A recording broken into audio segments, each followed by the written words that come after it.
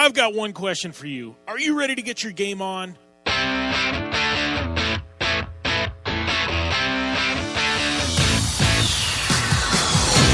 The longest-running off-road and action motorsports radio show on the planet is coming to you live with the biggest guest in motorsports.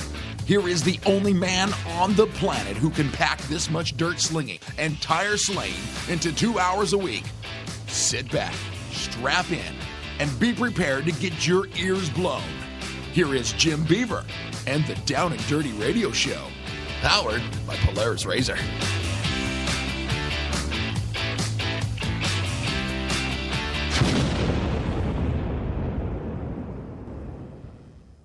Good morning, good morning, good morning. Welcome to the Down and Dirty Radio Show, powered by Polaris Razor, on this special Tuesday edition of the show, with always support from Polaris Razor, General Tire, Rigid Industries, Dirtfish Rally School, UPR.com, KMC Wheels, Gibson Exhaust, and MTX Audio, the official audio partner of the Down and Dirty Radio Show. All these great partners bringing you the best in action motorsports entertainment each and every Monday here on the Down and Dirty Radio Show, powered by Polaris Razor. Talking about action motorsports, doesn't get any better than this past weekend. Motocross season kicking off. We had TORC in action. We also had Rally America happening up there at the Olympus Rally, and then we had World Rallycross happening over in Europe. So lots of major series all in action. Rolling into this next week, and we've got even more events. But today, guest list, man. That's what you guys want to know. Guest list. Who do we have on air? We got none other than Keegan Kincaid. He's going to be calling in, talking about the TORC race. He's also a Stadium Super Trucks racer. He's also an X Games athlete. Keegan, a guy that has been there, done it. A young gun, but he's making a name for himself. Going to be great to catch up with him. I think it's been about a year since we've had him on air. Should be a great interview. Red Bull GRC. We're rolling into that season opener here in a couple of weeks. We're going to have my good friend and Red Bull GRC media director, Chris Leone. He's going to be calling in. He's going to be breaking some news. He's going to be talking about all the off-season storylines, all the big announcements they've just had for that series. It's going to be a great interview with Chris Leone. He's going to bring us in the loop on what to expect in Fort Lauderdale in just a few weeks at that GRC kickoff. And then, as always, holding down the last half hour of the show, my co-host, my sidekick, Ami Houde. And I got to say, got to give Ami a little shout-out. She actually was in action this weekend and took home a win. So we're going to talk with Ami Houde to cap things off today. But 2 hours of radio on tap here on the Down and Dirty Radio Show, powered by Polaris Razor, and it's going to be epic. So hang tight. It's a special Tuesday show. I know we don't normally air on Tuesdays, but once in a while I'm traveling, working an event, and we got to push things back to a Tuesday. So I got to tell you guys, today's a Tuesday show, and next week is going to be a Tuesday show as well because of Memorial Day. So we're taking Memorial Day off, a tip of the cap to our service members, but we will be airing on Tuesday next week. And then after that, it is back to the grind on Mondays. So hang tight. These Tuesday shows, we got today, next week, and then we're back to Monday. Appreciate everybody, who tunes in live and, in all of our affiliates who carry us, and thanks for the support. But the reason why it's a Tuesday show this week, myself, I was up in Washington, Olympia, Washington, and I guess Shelton, Washington, and Seattle, Washington, and a lot of towns in Washington. But Rally America happening up there, the Olympus Rally back on the Rally America calendar, and it was a great race. It was a great event. Some amazing roads. Had some guys like Ramana Lagaman coming out of coming out, I don't want to say retirement, but coming out, he only runs a few rounds a year, and this was definitely one of them on his calendar. Great having talent like him show up. So we're going to get into all that and, all kinds of stuff that happened this weekend later on in the show. And, also in our Polaris Razor UTV report, had some Rally on the Rocks going on up in Utah. And I got to tell you, man, there was some pretty amazing machines that showed up for that. But right now, it looks like we've got Keegan Kincaid calling in. We're going to talk with Keegan. How's everything going, Keegan? Good. How about you? Oh man, things are good. Back to the grind. Coming back from the weekend, I was up in Olympus, at the Olympus Rally. But you guys were in action in TORC. Sounds like you had a heck of a battle this weekend. Oh yeah, with not just the race, but with the weather and track and everything. It was just a all-around battle all weekend long. But we're back home now, and it's a little cold here, 30 for us. So trying to get this truck cleaned up and prepping for Chicagoland in a couple of weeks. Yeah, you guys, you kind of hitting the summer stretch, and you guys are like bam, bam, bam. Quite a few back to back, and then you throwing in stadium super trucks in the mix, keeping you pretty busy. Yeah, racing full-time stadium super trucks now is pretty much filled my schedule. So coming up, not this weekend, but next week we're racing Detroit, and then next games after that, and then we go right up to Toronto from there. So, it's going to be a pretty busy couple months here, but I'm excited. Yeah. Well, talking about let's go back to talking about TORC, because we'll definitely get into statement super trucks here in a minute. But talking about TORC, I know obviously you've been in pro light you were in pro light for quite some time. Last year you kind of made your debut in Pro 2, full time Pro 2 this year. How has the transition been for you going from pro light to Pro 2?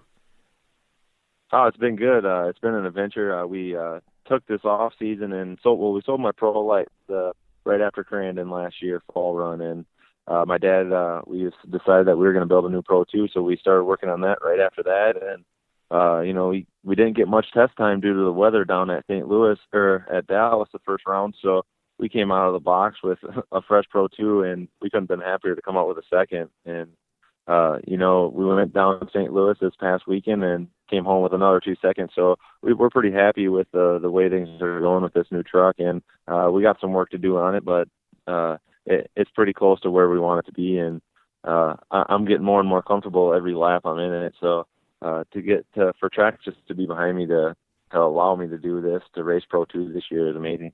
Yeah. Well, and for you guys, obviously some new events, in Dallas and then in St. Louis, but you got to be pretty excited, to hit the summer stretch in the Midwest with Bark River, a couple of Crandon events. I mean, you guys know those like the back of your hand. Yeah, I've been waiting to race a Pro 2 in Bark River and Crandon, and it's going to be a blast. I getting these first 2 races out of the way, and not saying they were bad events, but to come closer to me, Chicagoland, and everything up here, it's going to be. We're pretty happy sitting only 2 points behind first place right now, coming into what we consider our home track. So. Yeah, well, in between you and your dad, obviously you guys have all kinds of knowledge for those tracks and stuff for setup, and you guys should be pretty strong in this home stretch. Yeah, we my dad took a lot of notes, and he's been sitting out and helping me this year. Right now, he hasn't been able to get out there and get the funding right now to go race, but he's probably going to end up racing Crandon and Bark River, so he'll end up giving me a run, but hopefully he gives me a setup, and we can go out there, maybe get a 1-2 for Kincaid Motorsports. Yeah. Well, how's that been with you, the past couple of years? Obviously, you said your dad's kind of sitting out this year. You're going to run a few events. But, I mean, how has it been, racing alongside your dad? And, it's been pretty cool. I mean, kind of a father-son team. I know, obviously, the Greaves, have that going. But, it's got to be pretty special for you to be able to do that with your dad. Yeah, it's once-in-a-lifetime opportunity to work with your dad and race with them, and he's taught me everything I know from day one, so I'm learning each and every day from him, and and he sometimes learns from me. We drive a little bit differently, but he's taught me everything. So without him, I wouldn't even be here in my career or anything. So to be following in his footsteps, it's an honor. Yeah, well, and your dad, I mean, he's been around the sport for a long time, and he's one of the, as far as I'm concerned, one of the legends of short course, and you talk about his knowledge and how he's seen the sport transition and through the different sanctioning bodies and stuff like that. I mean, he's got to have just a huge knowledge base there to be able to share with you. Yeah, he's that's the reason I would say my career is growing so fast is he's taught me all of that knowledge, and him and Johnny Greaves are probably have been around the longest in TORC. So me and CJ are right up there 1 and 2 in points. So you can kind of see that we're following in our dad's footsteps, and second place sucks right now. So I mean, we've been consistent, but I'd like to be on top of the box. So hopefully coming into our home events, we can get up on the top box. Yeah. Well, talking about, torque and you're also doing stadium super trucks. I mean, how is that jumping back and forth between the trucks? I mean, is a stadium super truck, is it anything comparable to a Pro 2 or a Pro Light, or is it just a complete different animal? Oh, they have, their own little concept. So, stadium super trucks, we've been racing on asphalt now, and I never raced asphalt racing before until I hopped in the stadium super truck.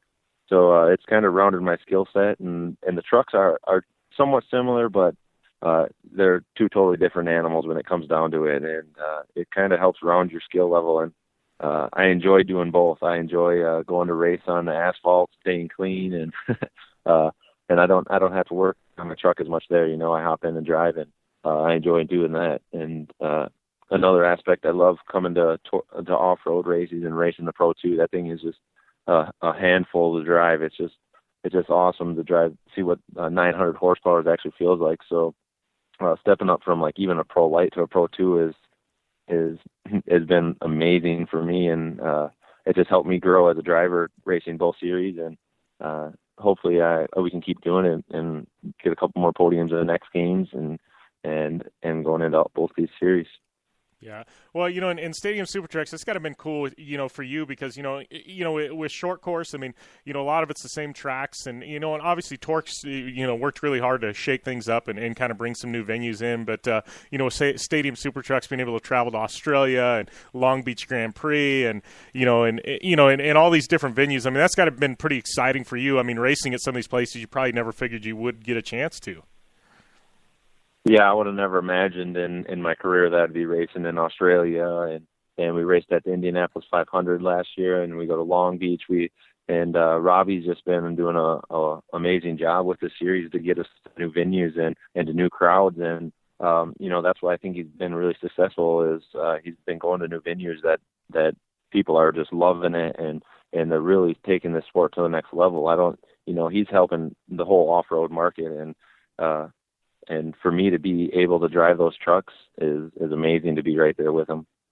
Yeah, and I've talked to some people that have gone to, to some of the Indy races where the stadium super trucks have run alongside, the Indy cars, this, kind of the, I guess the pre-event type of, thing. And, a lot of people are saying, man, those things are awesome. They stole the show. I mean, people didn't know what to expect. You guys came in, you put on your show, and it's like, everybody was so pumped for that. It was like, it was almost better racing action than the IndyCar race, Yeah, we hear that a lot. Even when we went to Australia, there was fans coming up to us after the Thursday event saying, we saw it on TV. We flew in here the next day to come check you guys out, and it was crazy. They had an overall total, I think, of almost 300,000 people in Australia, which was crazy that we got to race in front of a sold-out crowd, and they went wild. I'm sure everybody's seen Sheldon's finish, and so I think that boosted us to be able to go back there next year and even a longer. Like we plan, I think, going for a month and showing Australia what off-road is really about. Yeah. Well, and talking about that, I know obviously you guys kind of teamed up with V8 Supercars down there, and I've been a fan of V8 Supercars for a long time. I mean, how was that to watch that race? And this is totally out of the box question. I mean, those things look like they're just amazing vehicles. Oh yeah, they're spending a lot of time and a lot of money on those vehicles. We got an opportunity to go check them out, and they have heartbeat monitors on these guys, and they're going all out, and the race itself is pretty cool to see, and these cars are top notch, and they actually put on a good show, and but I'd have to say that the stadium super truck still outshowed them. The crowd was just going wild when we were up there. We even had all the drivers from these V8 supercars around the fence watching us when we were out there. So for them to come out there and watch and enjoy it, I think it's expanding huge. Yeah, for sure. Well, and how's it been for you? I mean, obviously, you're kind of, you're kind of one of the young guns. I mean, in this series, it seems like, Robbie's really built it around some of the younger up and coming drivers. I mean, yourself, and you've got Sheldon, in there, and Scotty Steele and some of the others. I mean, that's that's had to have been pretty cool with you, to be able to compete against, say veterans like Robbie, and but then you've also got a lot of the younger guys too. Yeah, it's kind of he's got a mixed variety of drivers, and it gives us an opportunity, us younger guys, an opportunity to come race against people we looked up to, like Robbie Gordon all these guys that have get an opportunity to come race, and he's got a wide variety. You know, he's got like Rusty Wallace coming to race X Games. Like, who would imagine? So for us to go out and race and say if you beat Rusty Wallace or if you beat Robbie Gordon is something that you can check down that that you've done for the rest of your life. Yeah, for sure.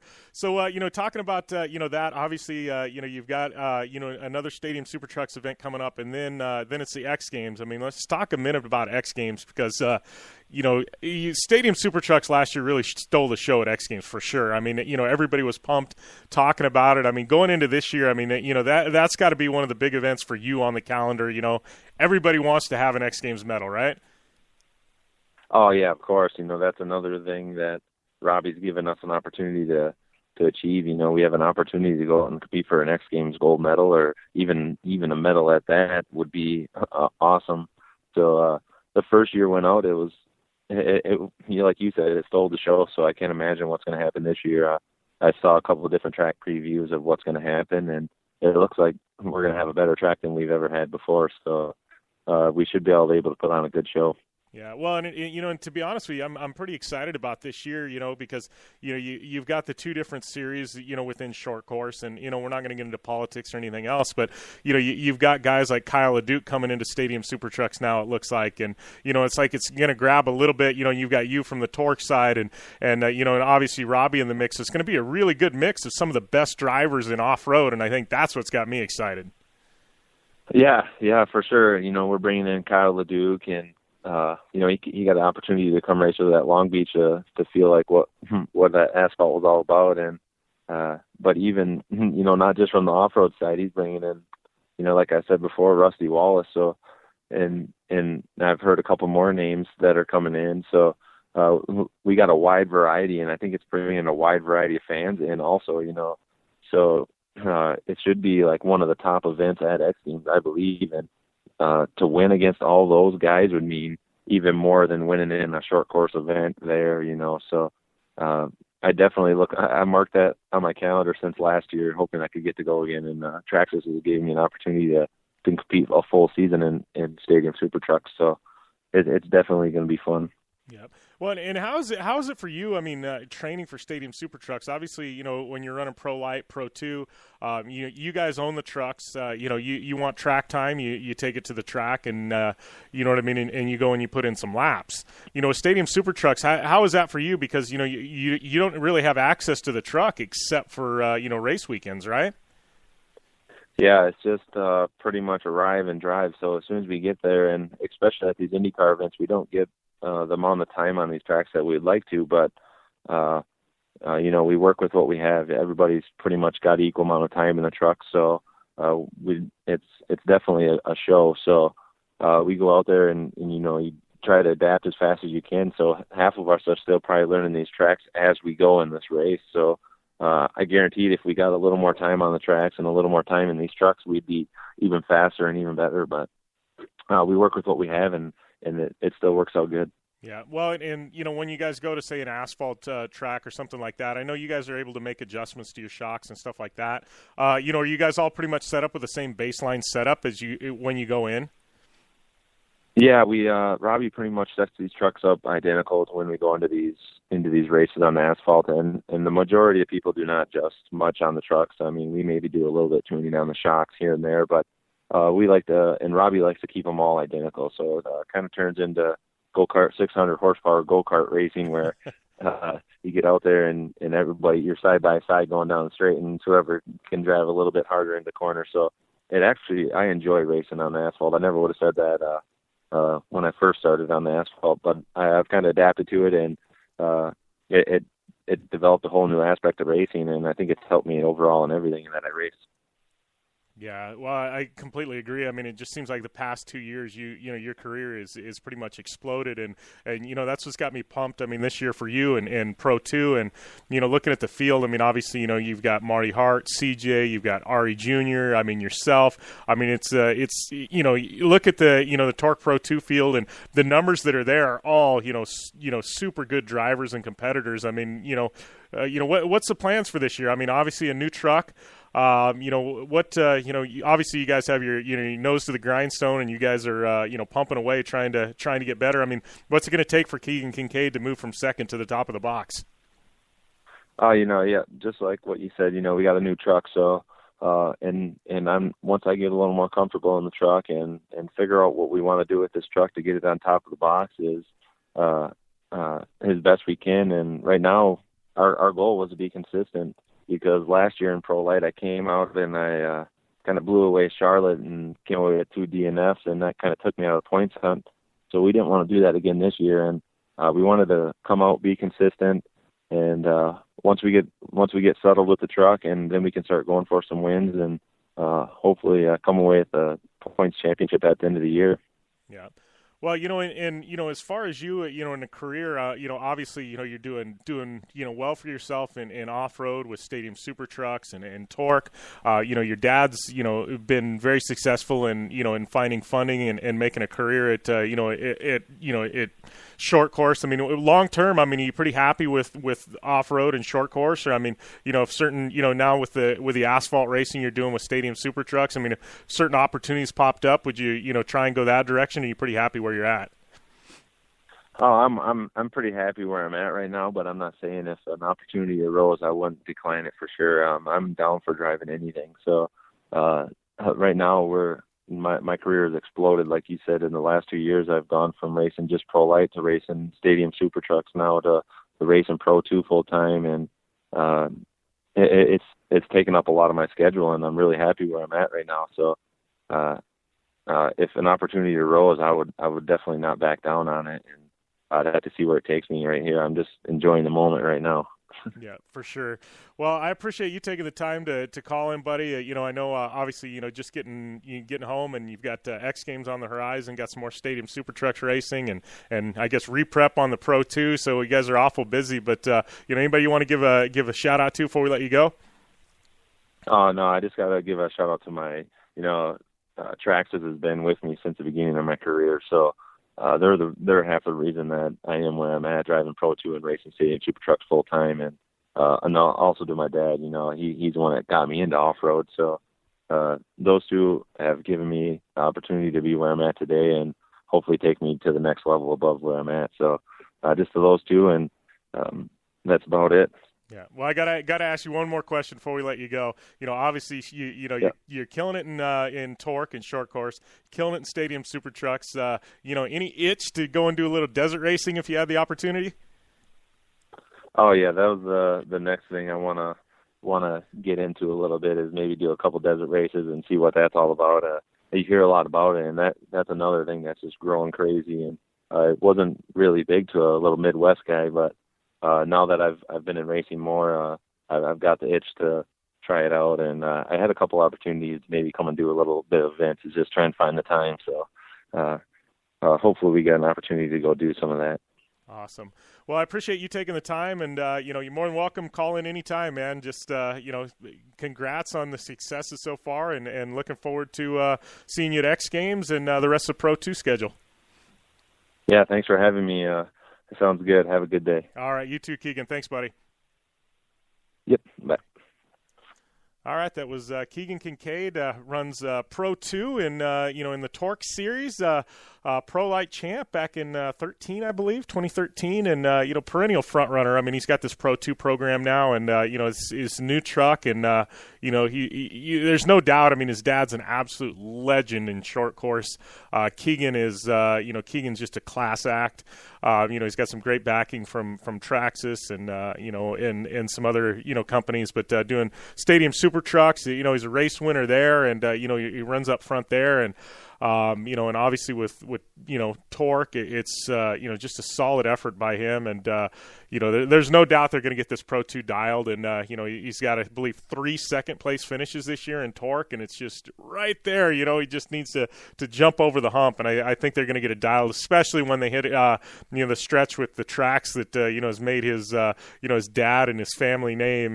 When you start talking Crandon and Bark River, I mean, those are those tracks, the Kincaids are kind of like the Greaves. I mean, they know those Midwest tracks. So, looking forward to him, seeing him on the top of the box at some point this year. I mean, it's going to happen, sooner rather than later for sure. But, always good to have Keegan on air and catch up with him and, talk about a guy that's just that's going places and, very humble and very appreciative. And, you gotta love it. But definitely one of the great personalities in off-road and in short course racing, and stoked to be able to catch up with him.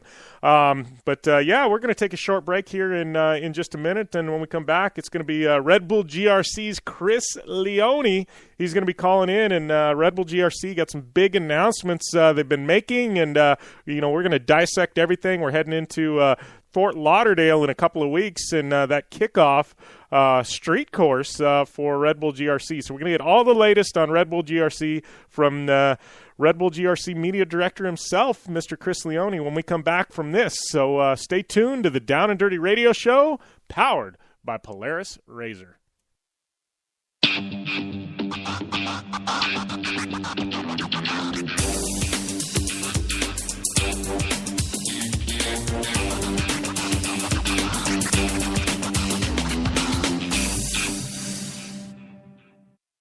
Hey, I'm RJ Anderson, factory Polaris driver, and I drive Polaris because it's the most capable, race-ready off-road vehicle on the market. When RJ Anderson wanted to set a world record for the longest UTV jump in history, not once but twice, what company did he trust? Polaris and their championship-winning Razor XP1000. RJ is a UTV champion behind the wheel of Polaris vehicles, and he exclusively trusts the Polaris Razors to bring him race wins and championships against some of the toughest off-road racers in the world. The same Polaris Razors RJ has won championships in, set world records in, and conquered the Wall of Death in XP1K2 are available to you at your local Polaris dealer. Take the advice of world record holder RJ Anderson and visit Polaris on the web at Polaris.com to see the full lineup of Polaris Razor vehicles, or follow them on Facebook, Instagram, and Twitter at Polaris Razor. For 100 years, General Tire has provided tires for your lifestyle, your adventure, your anywhere. Born from competition, the Grabber tire offers the durability and off-road traction you demand in a tire. We put these tires to the test in the harshest off-road racing conditions to give you a tire that will make your anywhere possible. So let us take you on your next big adventure. Tweet us photos at General Tire, hashtag anywhere is possible. Because with General Tire, anywhere is possible. Baja, check. King of the Hammers, check. Crandon, check. The Mint 400, check. Only one wheel company can say they have dominated the deserts and rocks of the Southwest to the mud and carnage of the big house at Crandon, and that company is KMC Wheels. KMC Wheels has won them all with the help of elite drivers like Travis Pastrana, Ricky Johnson, Bryce Menzies, Carl Renazetter, and Lauren Healy, who all rely on the XT Series from KMC Wheels to get them to the finish line and on top of the podium. Check out KMC Wheels and their full line of XT Series wheels at KMCWheels.com or on Facebook, Instagram, and Twitter at KMC Wheels. KMC Wheels, like no other.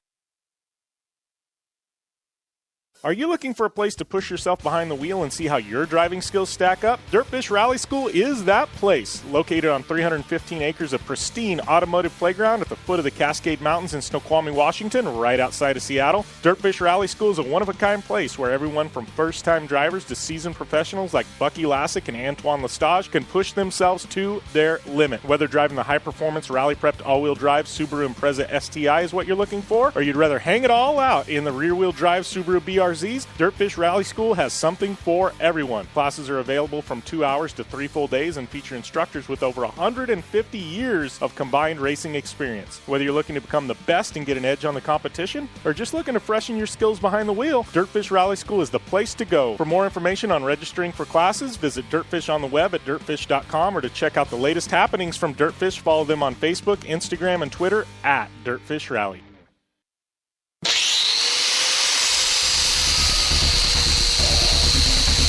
Rigid Industries is the original and #1 LED light bar manufacturer in the world. Torture tested by some of the best drivers in motorsports. Rigid LED lighting products use cutting-edge technology and can stand up to the harshest conditions Mother Nature can dish out. Designed, engineered and assembled in the United States. Rigid LED lighting is the only choice for your off-road vehicle or boat. Find out more information on the entire line of Rigid Industries LED lighting products at www.rigidindustries.com.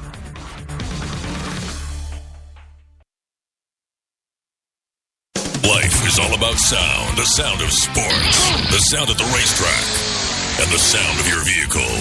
Don't drive around listening to this. Drive around listening to the sound of performance. Gibson Performance. Gibson Performance Exhaust is the company who can turn this into this. Remember that life is all about sound, and Gibson Exhaust is the sound of performance. Check out your next catback exhaust system, headers, muffler, or UTV exhaust at GibsonPerformance.com and get more power and more sound.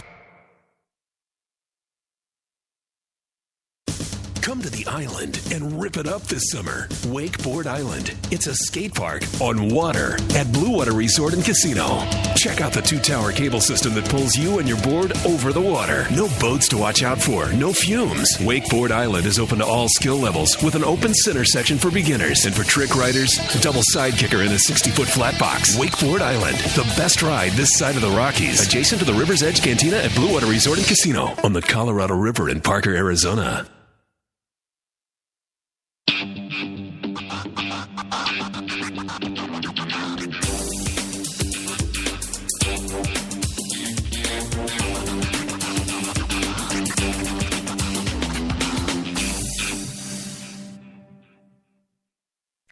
Welcome back to the Down and Dirty Radio Show, powered by Polaris RZR.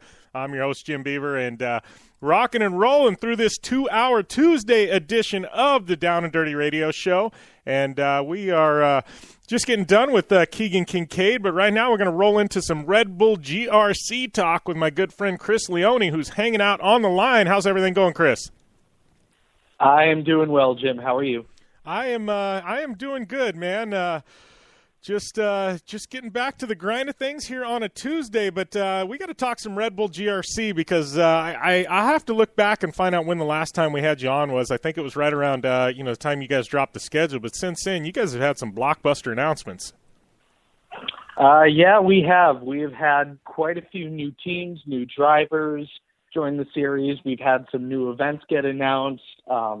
We've just got so much going on right now, and the next couple of weeks are just going to be this mad dash to finish off the off season and get ready for the first race in Fort Lauderdale. Yeah, well, in Fort Lauderdale, I mean, we're only a few weeks away, and it seems like, Red Bull GRC, your guys' calendar is a little bit different than a lot of other motorsports. I mean, you guys, you kind of have a stretch there in the summer and into the fall, whereas a lot of people, they start early and then wrap things up by the end of summer. So your schedule's a little bit different. You guys have kind of been ramping up for this big kickoff, around about 2 weeks away. Fort Lauderdale, it's the first time, I believe, in quite a few years. I know Red Bull GRC's run road course or street events in the past, but this is the first time in a few years that you guys have run a street course. That's correct. It's the first time since X Games Los Angeles in 2012 that we've actually taken to the city streets. We're really looking forward to this first event in Fort Lauderdale. It's going to be held at the Bahia Mar Resort. Saturday, May 30th and Sunday, May 31st. It's going to be a real fun season opener for us to, for us to look forward to, for our fans to look forward to, our drivers and teams. It's going to be interesting to see how much that work that everybody has done in the off season is going to pay off. Every single team has undergone all sorts of testing, trying to get their cars right for this first race in the early stages of the year, and we'll see who has it and who doesn't. Yeah. Well, in talking about the teams, obviously you've got, the perennial favorites back. I mean, Olsberg's is back. They've got, they're going with the Andreas formula of young guns, and they've got defending champ Yanni Wieman, and I like that we're calling him back to Yoni again instead of Johnny, and he's pretty excited about that. But when you win a championship, you can call yourself whatever, right? I suppose you can. Yeah. So, anyways, we got Yoni Wieman and then Sebastian Eriksson, who we remember him from Lights a couple years ago, and absolutely. Him and Mitchell and Yoni had a great battle there for the top three. I think he went to Europe last year, did really well in Europe. He's back now in a supercar. I think that's going to be big. I mean, the kid is super fast. You've got Block back. You've got the Volkswagen with Speed and Tanner. You've got now you've got Ganassi coming in. You've got Houde coming in. You've got Subaru with two new cars, and Sver and Bucky were ridiculously fast last year in the old ones. I mean, you've got all the favorites back, and then you've got this new guy. Give us the lowdown. Victor Gonzalez. He's going to be running under Reese Millen's banner. I think this was just announced. Yep, Victor was just announced yesterday. Victor was the first Puerto Rican driver in NASCAR history, as a matter of fact, and the first Puerto Rican driver to make a start in the Sprint Cup Series. Victor's been racing in his career. He's raced everything from open wheel to sports cars to touring cars.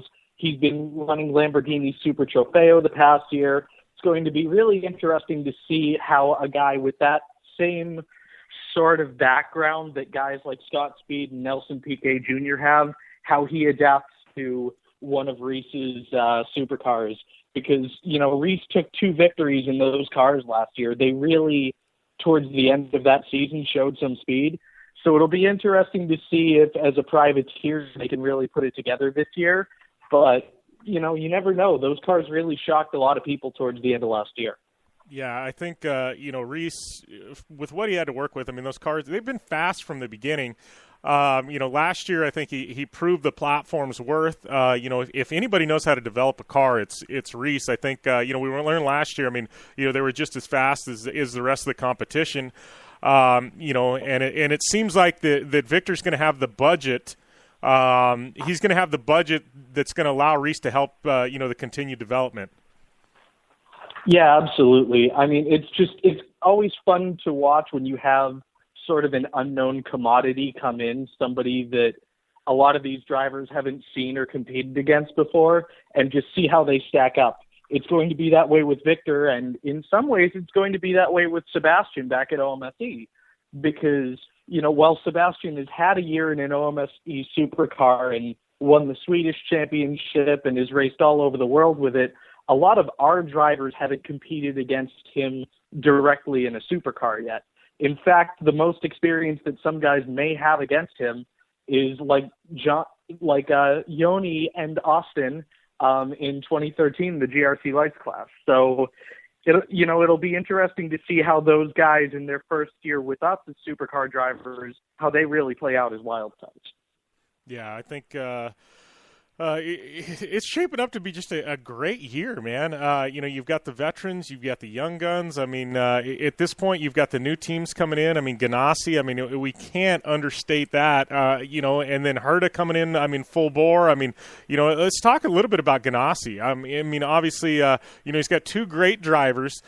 Steve Arpin, I mean, he was a driver that kind of broke through last year. I think that's the best way to put it.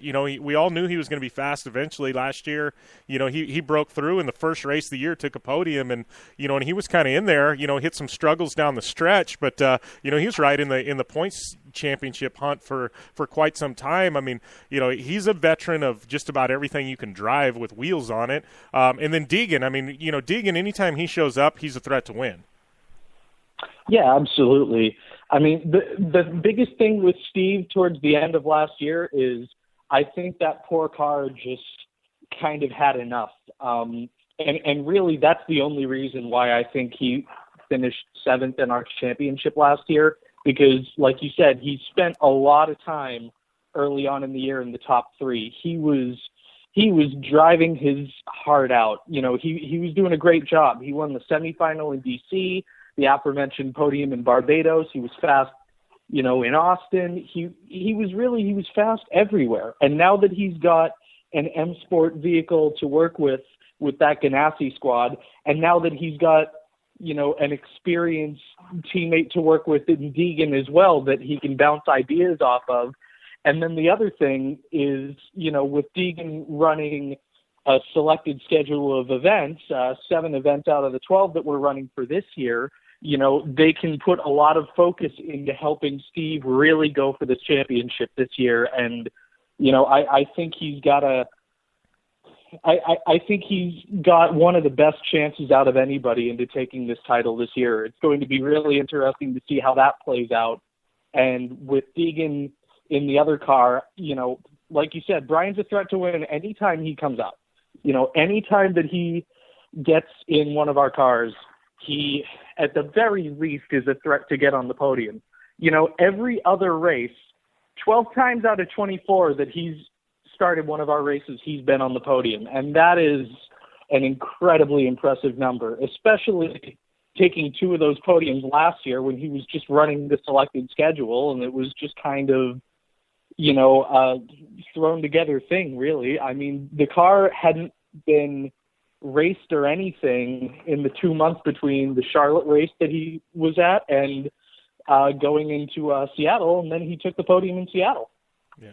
Well, I got to say, just going back to one of your points, that's why I love having you on air. Seriously, there's only one person in the entire world that can spit off the statistic you just gave on a whim, and that's you. 12 out of 24 podiums. I mean, I knew he was fast, but you are literally the only guy in the entire world that has these stats down, and that's why I love having you on air. I think it's just, I think it's awesome that you just know this stuff, Well, I've been doing these countdown posts on the Red Bull GRC Instagram, getting people ready for the first race. I'd better know this stuff because I've been having to throw it up every day. Yeah, for sure. But, going back to Deegan and Arpin, and, they've been teammates before at Olsberg's, but, it's funny because talking with Arpin, I mean, they really are the odd couple. I don't know if you could pick 2 teammates that are completely polar opposites, but I think that's what's going to make Ganassi so great is that you have these 2 guys that are complete polar opposites, and they're going to come in, and I think the development on the car, I think they're going to bring different things to the table, and I think that's what's going to make Ganassi such a force this year. Yeah, absolutely. I mean, the formula that we're starting to see get put together seems to be having a driver that excels in pavement and a driver that excels on the loose surfaces. I mean, you're seeing that in both classes.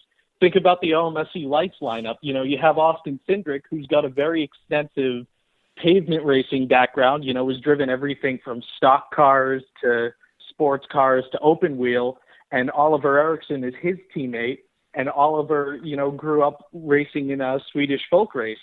It's just that really seems to be the formula because you have the one driver who can set the pace on the more pavement-heavy tracks, and you have one driver who can set the pace on the other more dirt-heavy tracks, and they can use each other to get better. That's what I think is going to happen with Steve and Brian. I feel like, I feel like that's going to happen with a lot of the teams that have 2 drivers. Look at Herta. Look at, Austin Dine has a very similar background to what Austin Cindric has. He had a lot of pavement racing. He raced in the K&N Pro Series, and, Patrick Sandell, a junior world rally champion. One's a pavement driver, one's a dirt driver. And of course, if you actually look at the results, it's not so cut and dry. Some of the guys who have had the dirt background have really excelled on pavement. I mean, Patrick took a win in DC last year. But just based on backgrounds, that's really how our teams seem to be lining up at this point. And it seems like it's going to be the formula that really takes people to, victories and contending for the championship this year. Yeah. Well, and one name we haven't really brought up, we gotta talk about him real quick on the supercar front because he's a one-man band, but they're perennial powerhouse. And as David Higgins told me this weekend, it's we got to talk about the big bad block.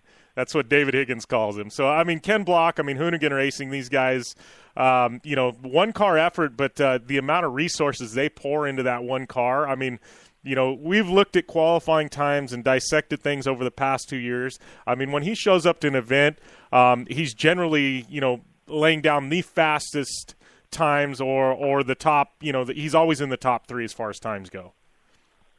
Yeah, absolutely. You look at the stats from last season, and amazing that Ken didn't end up taking home the title. You know, the fact that it was only a 5-point difference, a single position over the entire course of the year, shows just how close it was, and it shows just how crucial any error, any mistake is, you know, over the entire course of the GRC season. Think about Barbados. Think about that one corner where Ken hit the curb and the car flipped over in Barbados. You know, had that not happened, or chances are we're talking about Ken as our defending champion. Yeah. You know, really straight up. That start to the season really had him sort of fighting from behind for most of the year. He did take the points lead for a while, but then, you know, another incident took him out of that points lead. He had to essentially sweep everything in Vegas to, you know, be in the hunt again, and for Yoni to have some bad luck. And Ken did his part, but Yoni, you know, managed to take the Joker at the right time, gained the positions he needed, and, you know, stole the title. But straight up, you have to consider Ken to be championship favorite this year. I mean, it's really hard to argue against that. No disrespect meant to Yoni or to Nelson or to Scott Speed, as they were, you know, Yoni obviously won the title and Nelson and Scott were in the fight until the very end as well. But, you know, the standards that Ken was setting up towards the front, the perfect event that he had in Charlotte, you know, the almost perfect event that he had in Vegas, had he won the pole, it would have been his second perfect event of the year. You know, it's really hard to argue against this being the year where he breaks through and takes that championship. It's, you know, we'll see how it actually plays out. We'll see if any sorts of incidents really, you know, affect the title chase the way that they did last year. But yeah, based on pure speed, it really does seem like Ken is kind of the guy that's the benchmark for everybody, that everybody wants to beat, that everybody is measuring themselves against. Yep, for sure. So, you know, as we continue kind of previewing things, I want to talk real quick. GRC Lights up to 10 full-time entries this year, and we've heard the announcement they're going to have their own TV package with NBC Sports. I mean, give us a lowdown on Lights. I mean, 10 full-time entries, that's big for this class. Yeah, absolutely. I mean, it really, that television deal and the expansion of the entries, they kind of go hand in hand. You know, we've done a lot of work as a series behind the scenes to really try and make this GRC Lights class more attractive for young drivers who are looking to, you know, advance through the world of motorsports. And, you know, we feel like we've done a lot of work on that front. Obviously, the NBCSN deal is, you know, going to be very attractive on that end. We've had fans clamoring for the past 2 years for us to show more lights racing. You know, the lights events, especially the main events, turn out to be some of the most compelling on-track action of the weekend. You know, and so we had a property there that we were able to take to NBC Sports Group, and we were able to get it on NBCSN for 9 broadcasts this year. So we're really excited about that. And that's led to drivers both returning to the class and, you know, moving from other forms of racing. You know, we have a lot of rookie drivers in GRC Lights. Obviously, we have returning folks like Austin Cindric and Oliver Erickson that I've mentioned, Alejo Fernandez, Jeff Sykes, all coming back. But, you know, you have some new drivers. You have Tanner Witten, your teammate over at Dirtfish. You know, you have Colette Davis, who is running with River Racing, you know, which is going to be the feeder team for Brian Herter Rally Sport. You know, you have all these new drivers coming in. Jackie Heinricher, you know, with Reese Millen Racing. You know, Reese is continuing to support both supercar and lights teams this year. It's really going to be the best year yet for GRC Lights. There's no question about that. You know, there are a lot of talented young drivers in that class. We may see even more entries than just the 10 that have been put out there. I know there's a lot of interest. You know, we're really looking forward to what's coming next in that class. And, you know, we're sure that our fans are going to be really excited about seeing these broadcasts that are just solely devoted to the GRC Lights class as well. Yeah.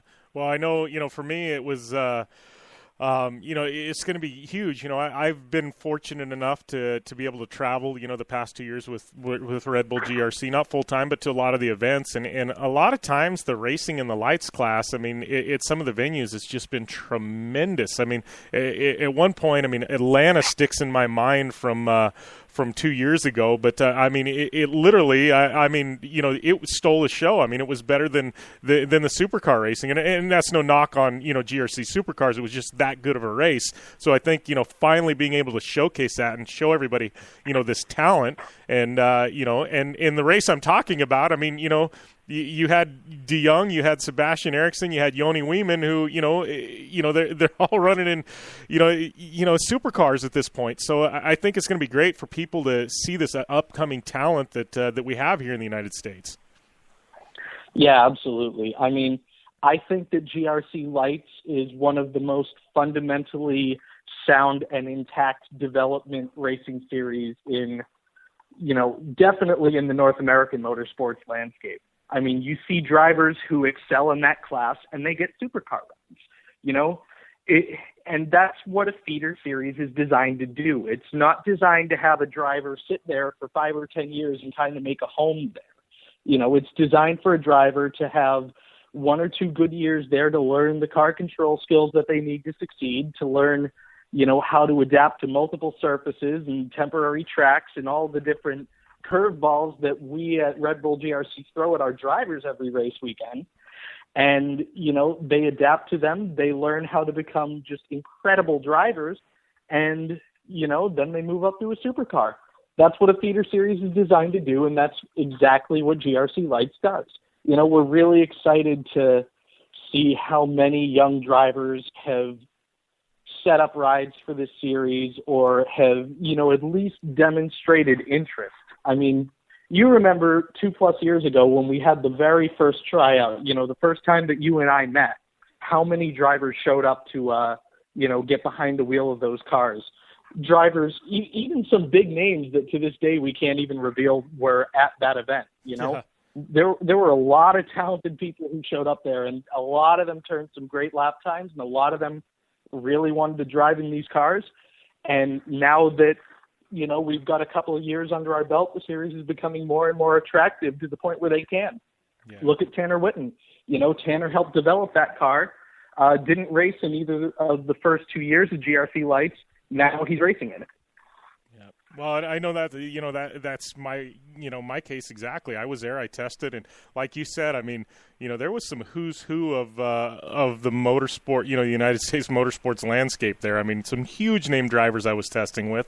We won't reveal their names, but I know me. It was at that point in time, the cost, I couldn't make a business case to pitch to a potential sponsor or partner, to fund that program. And GRC Lights has come in a few years to the point where now with a TV package and everything else, it's a conceivable business model, to get a partner involved. And I think, that's what's going to be huge. And not just this year, I think, looking at 2016, it's going to even be bigger because people are aware of it now. And, now they can start talking to those people for 2016. Hey, let's do this, and I think that's what's, I see that class continuing to grow. Yeah, exactly. Think about the challenge that we really are up against. In the motorsports landscape in North America, this form of rally competition, rallycross, has not existed at a major league level outside of the past 5 or 6 years. It hasn't. There's been plenty of stage rally in the past. There's been plenty of off-road racing in the past. Rallycross, the sport that we're putting forth, is really something new to this country. And what we've done in the past half decade or so is find a way to put together, a sustainable business model to the point where we now have 4 Indianapolis 500 winning teams on our grid. That's not an easy task. And that's a challenge, with the venues that we have where we're building temporary tracks. We're just kind of inventing things as we go along. That's a challenge that a lot of other racing series do not have. And I think we've passed every test with flying colors, and it shows itself in the lights class, the way that you talked about, It shows itself in the grid with all the supercar teams that we've talked about. It's just, we've really done a lot to try and make this an attractive motorsports property, not only for our competitors, but really for the fans. And I think that's why we are where we are today. Yeah, for sure. So, moving on, I know we're kind of winding down, kind of running short on time, but two big announcements coming out. We have to get to this before we let you go. But one, knockout qualifying, changing up qualifying this year. Is that for both lights and supercars, just supercars? And let us know how it works. Yeah, so the way that the knockout qualifying works is we wanted to make qualifying a more important show element. So the way it's going to work is we're going to go into qualifying, taking the times from the final practice session, and we're going to split up the cars into multiple groups based on their final practice times. So we kind of get an even spread throughout the field. Each group, in the case of the season opener at Fort Lauderdale, and the amount of groups and the timing is going to be determined by the size of the entry list. But in this case, for supercars, it's going to be two groups for Fort Lauderdale, and they're going to get 5 minutes apiece to turn a hot lap. The top three drivers in each group are going to move on to a sort of fast six shootout for the pole, and then we're going to go into heats the way that we always have. So really what it is, it's a way for us to make the qualifying portion of the show on the first day a little more exciting for the fans. It's a way for us to, get the drivers really, pumped up for the upcoming, for the event, get the momentum going into the first round of heats. And, we're really excited for that. We're really looking forward to how that's going to go. Knockout qualifying has become pretty popular in just about every other major form of racing. We've seen NASCAR do it. We've seen IndyCar do it. We've seen Formula One do it. It made sense for us to incorporate this as an element of our show as well, especially for the fans on site, to give them something, as exciting as possible, even though it's not the heat races yet, even though it's not conducted for points, it's something that they can really get excited about. Okay. And then moving on, the other big announcement, manufacturers point system, changing that up. Give us a lowdown on that, because I know Ford has pretty much dominated from day one as far as manufacturers championship, is concerned. How does this change this year? Yeah, so what we're doing is we're not scoring the manufacturers championship the way that we used to, which was the aggregate points scored by the top two vehicles. It's going to be a system that completely stands on its own. It's a 5-4-3-2-1 system. So the top finishing manufacturer earns 5 points. The second finishing manufacturer earns 4, and so on and so forth. And fifth and below all earn 1 point for participation. The drivers who are eligible to score manufacturers' points are the same ones who are eligible to score drivers' points. In our sport, if you're running less than half of the schedule, you're not eligible to score points. You're just a guest entry. So if you have a guest entry come in and win the race, they're still not going to be scored as part of that manufacturer system. But, any of the regular drivers will be. So, in VW's case, whoever finishes better out of Scott and Tanner is going to score those points. In Subaru's case, it's going to be whoever finishes better out of Sver and Bucky, so on and so forth. We did the math. Had we used this system last year, none of the top 4 positions in manufacturers' points would have been settled going into Vegas. VW would have been mathematically eligible to take the title from Ford by virtue of 5 manufacturers competing in that race. And as well, Subaru and Hyundai came in tied under that new system for third place. So literally all of the top 4 positions, would have been decided in that Vegas race had we used this point system. It makes it a lot closer. It makes it to the point where, it's not just a given that whoever puts the most cars on the grid can win the championship. Will they still have an advantage? Sure. Are they still, going to be a threat to win it? Yes. Do I think that Ford can absolutely win the manufacturer's title again? Of course I do, especially with all the M Sport cars in the grid. But do VW and Subaru both have the best shot that they've ever had to win our manufacturer's title? Yes, that's also the case. So we're really excited to see how that points chase is going to work out, because if it's anything like what last year's would have been had we used this system, then we're going to have both drivers and manufacturers titles on the line in Vegas, and that's going to be one heck of a show. Yeah, for sure. I think this year's just shaping up to be awesome, man, with the venues and the calendar and everything. We got a few double headers back in Daytona. We've got some new venues. I think this year is shaping up to be the best one yet. I think every year GRCs continue to ramp up, and I think the sky's the limit with this series. And I'm excited for 2015 and the kickoff. Yeah, absolutely. So are we. We're really looking forward to this first race in Fort Lauderdale. We're really looking forward to this first broadcast of the year. Tickets are on sale for the Fort Lauderdale race at redbullglobalrallycross.com/tickets. We're going to be broadcasting Sunday the 31st on your local NBC affiliate at 3 p.m. We've got the full slate of broadcast times and events up on the redbullgrc.com website. So, fans, make sure that you're checking that out. Make sure that you're setting those DVRs for 2 different classes of racing and 2 different broadcasts now. We're really excited about this year. It's impossible for me to overstate, just how jazzed up we are as an organization. I am personally. It's going to be a great time. And, I can't wait to fly the heck out of Boston and get to this first race, Yeah. Well, I got to ask you one question. Don't want to put you on the spot, but I'm going to anyways. We're going to do power rankings again this year. I'm excited. I got all this knowledge in my head now. I need to dump it on paper. You want to do them? Let's do them. Yeah, let's do it up. You heard it right here on the Down and Dirty Radio Show, right? Power rankings are back. So I'm in, you're in, and I don't know if we can get somebody else, but we definitely I'm in to do it with you. So. Yeah, I think between the two of us, we can probably knock them out if we need to. Okay, yeah, it works for me. I had a good time doing it last year, and especially you get to change it up. When new drivers come in, and like Deegan and his when he shows up, and no, I think it'll be cool. Especially to me, it's always fun to do it before the first race of the year and kind of see how everything lays out. But I think you and I have different ideas, so I think we average the two, and it'll give us a pretty good baseline.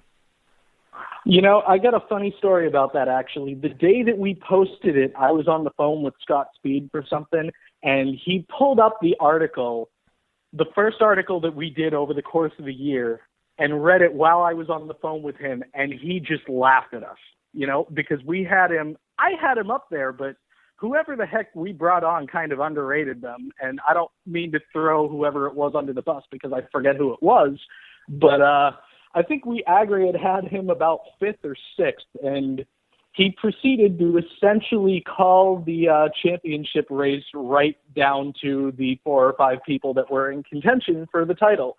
So I guess it shows what we know. Yeah.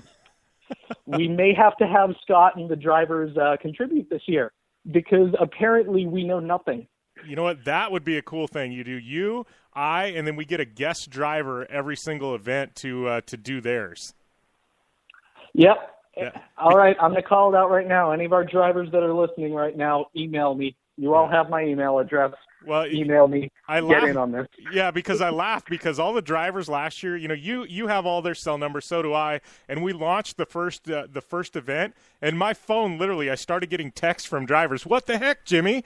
And stuff like that. And then some, all right, thanks for putting me up there. And other guys, what? How come I got thrown under the bus? And I laughed because it became almost like bragging rights for them to see where they were at in the power rankings. You know what I mean? It was, it was all in fun, but they took a little pride in it. So I think you're right. If we can mix in some drivers here and there, I think it'd be fun. Yeah, you see why we haven't brought it up until now? Because I was getting sick of all those text and phone calls. Yeah, exactly, right? Oh, it'll be fun. We'll figure it out off air after today, but I think we should do it. Yeah, absolutely. So, no, it's okay. I've written nice things about all of them in our fan guide. They can't come complaining to me. Yeah. All right, buddy. Well, you take it easy. We'll talk soon, and I guess I got to get started on some power rankings now. You know, you never know what happens on air, right? We come up with all these projects, and yeah, anybody that knows you and I, we brainstorm, and stuff gets a little nutty sometimes. So, yeah, see what you did? You made more work for both of us. Yeah, exactly. Yeah, like either one of us need any more work, right? Yeah, right. So, all right, God, buddy. I got to bed at 3 a.m. last night. I'm believe me. Well, it was the night before. I was in the hotel bar till 12:30 in the morning and had to get up at 4. But we had Jen Horsey there. We had Nick Roberts, who's run GRC Lights before. We had Mike Hurst, who is he works for GRC on the technical side of things. We had myself. It was a good group of people, and just telling old war stories. And I got to tell you, it's one of those things you get people together, and you lose track of time. It's like, oh crap, we all looked for like, oh, we got to get them like 3 hours to go to the airport, Yeah, see, at least you're at a bar, though. I had my couch. All righty. Well, you take it easy, buddy, and give the ticket information one more time before for people who want to get those tickets. It is redbullglobalrallycross.com/tickets, or you can just go to the homepage for us, redbullgrc.com, click on that event, and there's a ticket link to every single race. All right. Sounds good, Chris, and we'll talk soon, my friend. All right. Thank you, Jim, as always. All right. Take it easy. You too. Have a good one. Yep. All right, that was Chris Leone with Red Bull GRC, their media director, a good friend of mine, and he literally, I don't know anybody in the world who knows Red Bull GRC or Rallycross better than Chris Leone, as you saw, spitting out those statistics and stuff like that. But talk about a good guy, and I guess power rankings are back on for this year. But this is the Down and Dirty Radio Show. We're running a little overtime. That was hour one. I guess we're already into hour two, and not technically, but I guess technically we are, but we're not supposed to be. But anyways, this is the Down and Dirty Radio Show powered by Polaris RZR. We come back, got some TORC results. Ami Houde's calling in, and some Dirtfish Rally report, and some Polaris RZR UTV report. All coming up, hour number 2 of the Down and Dirty Radio Show powered by Polaris RZR.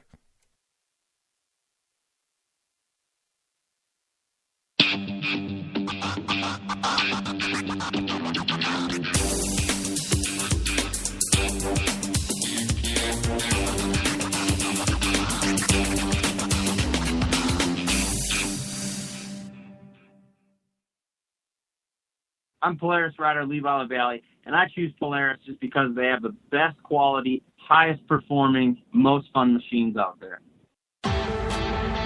Only one company has taken Levi LaValle to 10 X Games medals, snowcross championships, a double backflip, and a world record long jump of 412 feet across the San Diego Harbor on New Year's Eve, and that company is Polaris.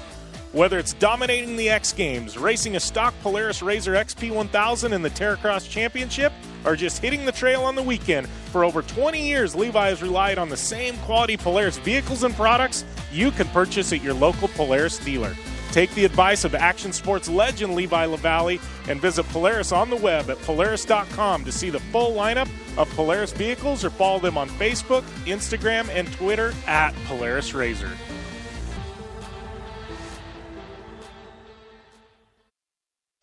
Your life demands a tire that provides durability, comfort, and performance, and that's what General Tire delivers for you. From the all-season grip of the Grabber UHP to the comfort and on-road manners of the Grabber HTS to the durability and off-road traction of the Grabber AT2, General has a tire that will help get you where you need to go. So let us take you on your next big adventure. Tweet us at General Tire, hashtag anywhere is possible, because with General Tire, anywhere is possible.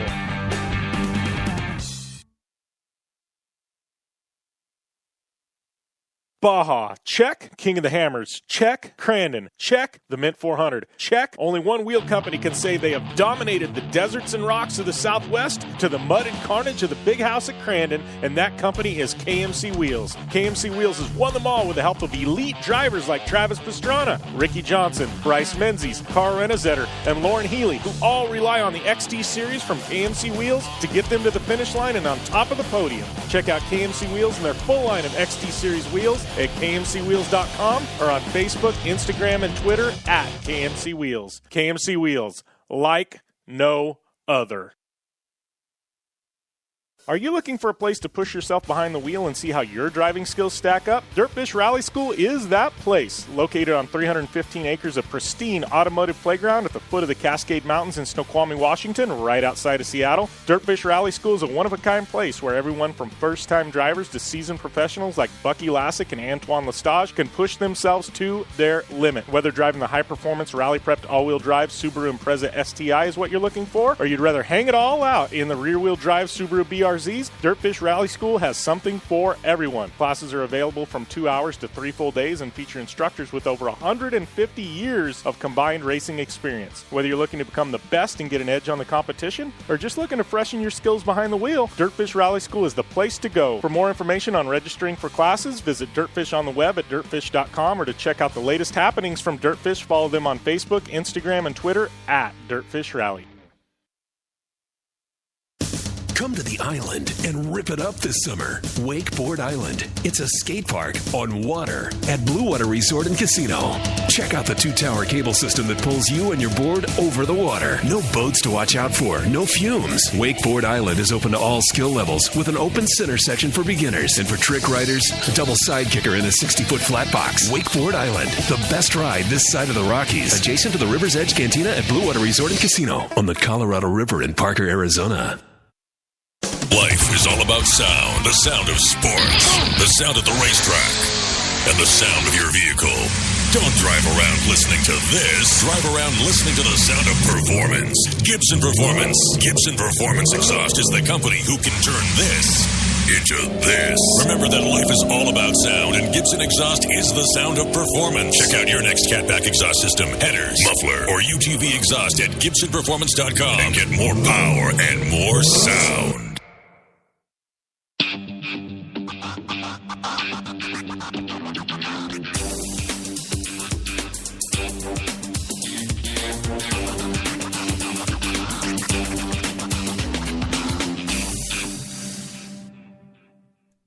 All right, welcome back to hour number 2 of the Down and Dirty Radio Show, powered by Polaris RZR. We've got lots of support happening with this show from our great partners like General Tire, Rigid Industries, Dirtfish Rally School, KMC Wheels, Gibson Exhaust, and MTX Audio, the official audio partner of the Down and Dirty Radio Show. I'm your host, Jim Beaver. You got any questions for me? As always, at JimBeaver15 on Twitter. Hit me with your questions. We'll get them up on air if they fall into the standards of this show, right?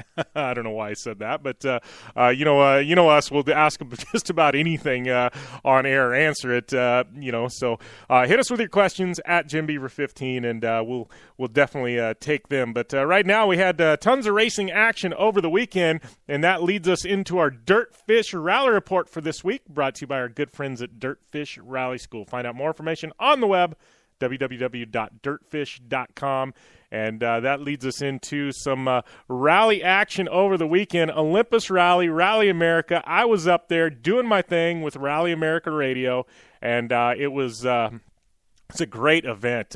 Olympus Rally, back on the National Championships calendar. I think it took a year or two off, but it is back. It was part of the World Rally Championship from 86 to 88. It's definitely a, you look at rally events in the United States, and it's definitely one of the most notable ones. And it made for a great 2 days of rally action up there in Olympia, Washington. Ultimately won by the Subaru team and David Higgins. Great run by Higgins. Adam Yeoman finishing second overall, second in open class. And then Nick Roberts finding a podium with his SP car and winning Super Production and finding the third spot on the overall podium. The team of Nick Roberts and Rhiannon Gelsomino.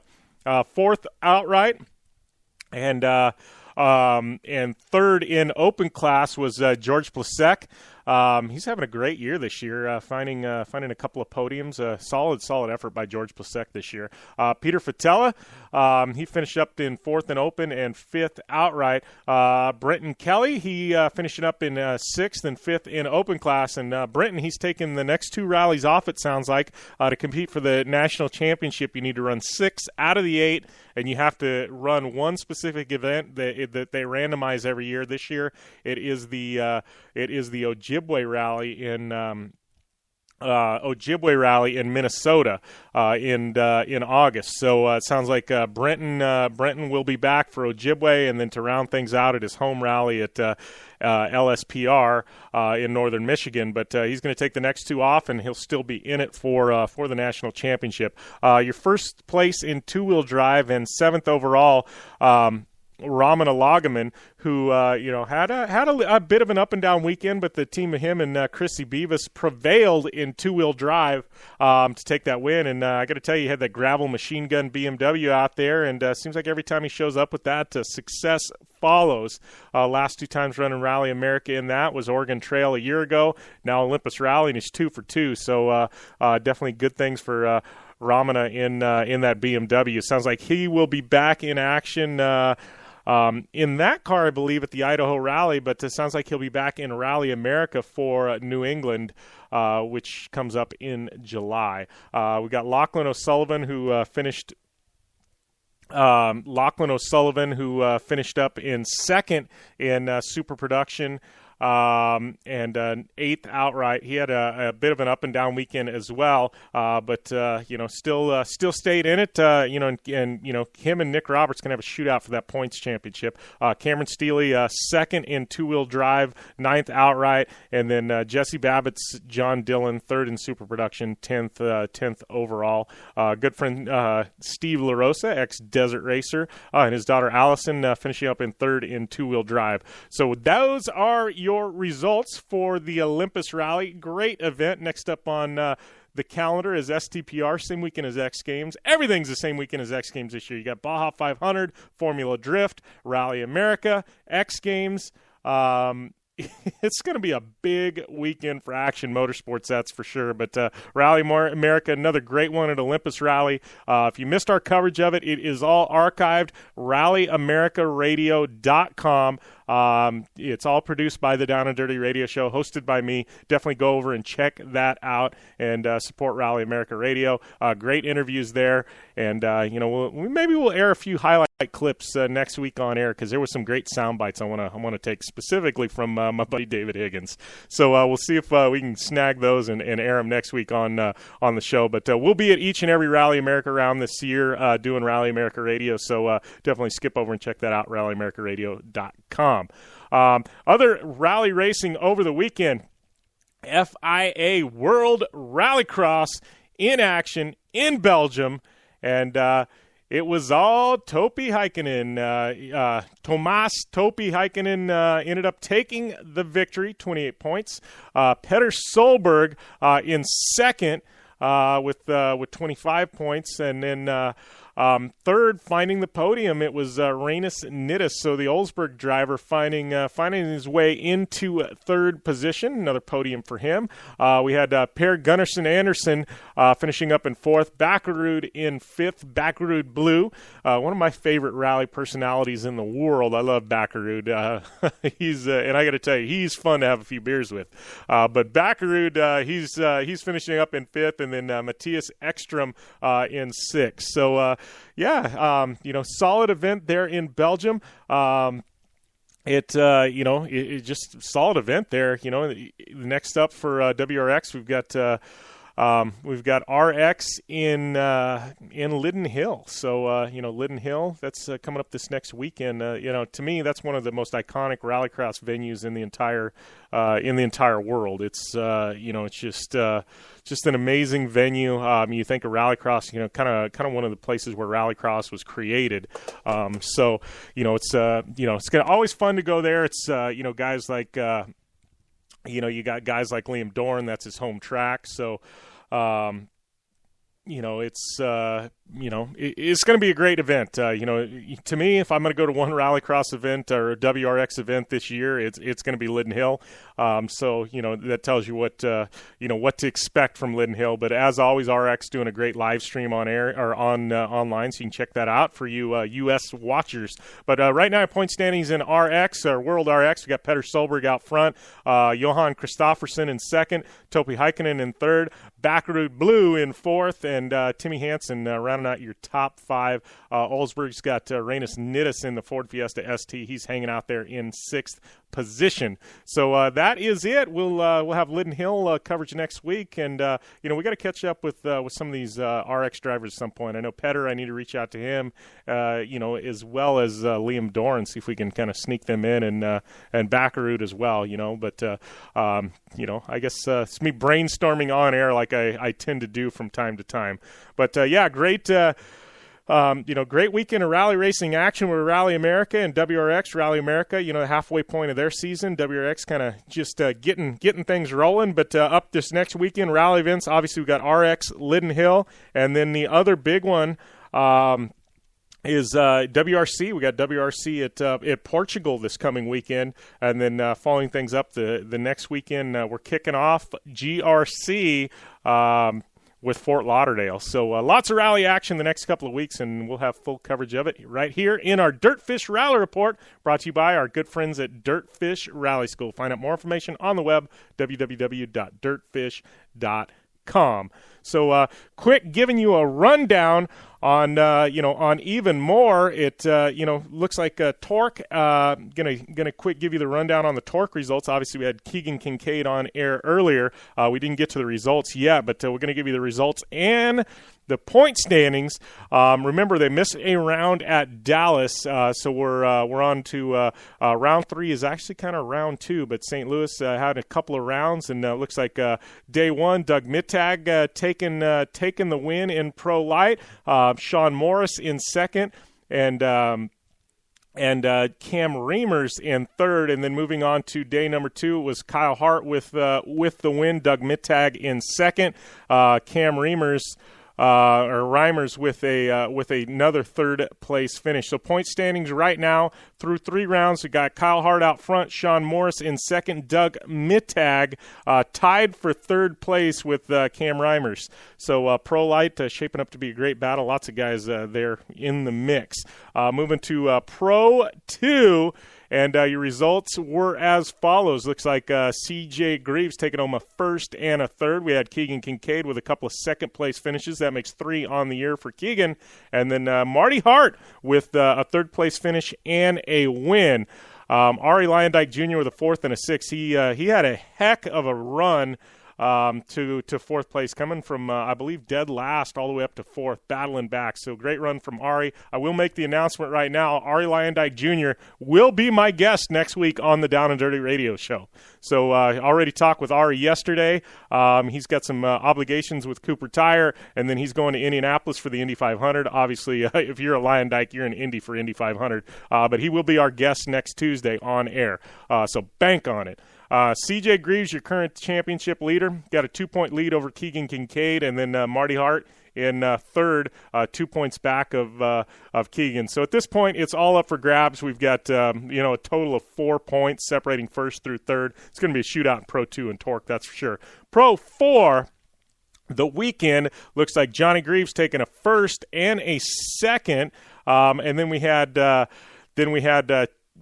man, I'm getting sidetracked here. We had Chad Horde taking home second and a third, and then C.J. Greaves with a third and a first, making that his first ever Pro 4 victory for C.J. Greaves. So point standings right now, we've got 71 points, Johnny Greaves out front, and then we got a tie for second. Chad Horde, C.J. Greaves tied there in second position. Scott Douglas right on their heels, 59 points. He's 4 points back, and then 2 points back of him. We've got Mad Mike Jenkins. So, close battle there, Pro 4, things shaking out. We got Chicago up next, followed by Crandon. So, kind of hitting the summer stretch for TORC, and we'll see if these guys can keep things up. But those are your TORC results over the weekend. We're going to take a short break, and when we come back, we're going to have Ami Houde. She's going to be calling in. We're going to talk a little motocross, and then we'll have some Polaris UTV report to wrap up the show. This is the Down and Dirty Radio Show, powered by Polaris Razor. I'm your host, Jim Beaver. We'll be back in just a minute.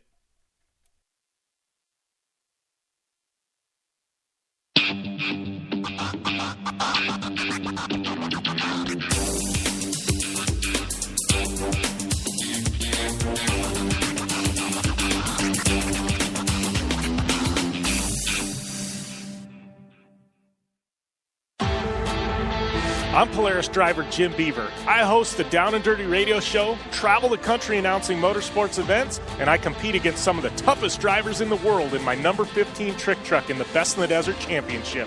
I know what it takes to survive Baja and races like the Mint 400 or Vegas to Reno, and that is reliability. When I choose to train, pre-run, or just take my family out to the desert or dunes on the weekend, I trust Polaris RZR products exclusively. I need the absolute best performing vehicles that I know will get me back safe, fast, and without any problems. The only vehicle on the market that I know will do this is the Polaris RZR.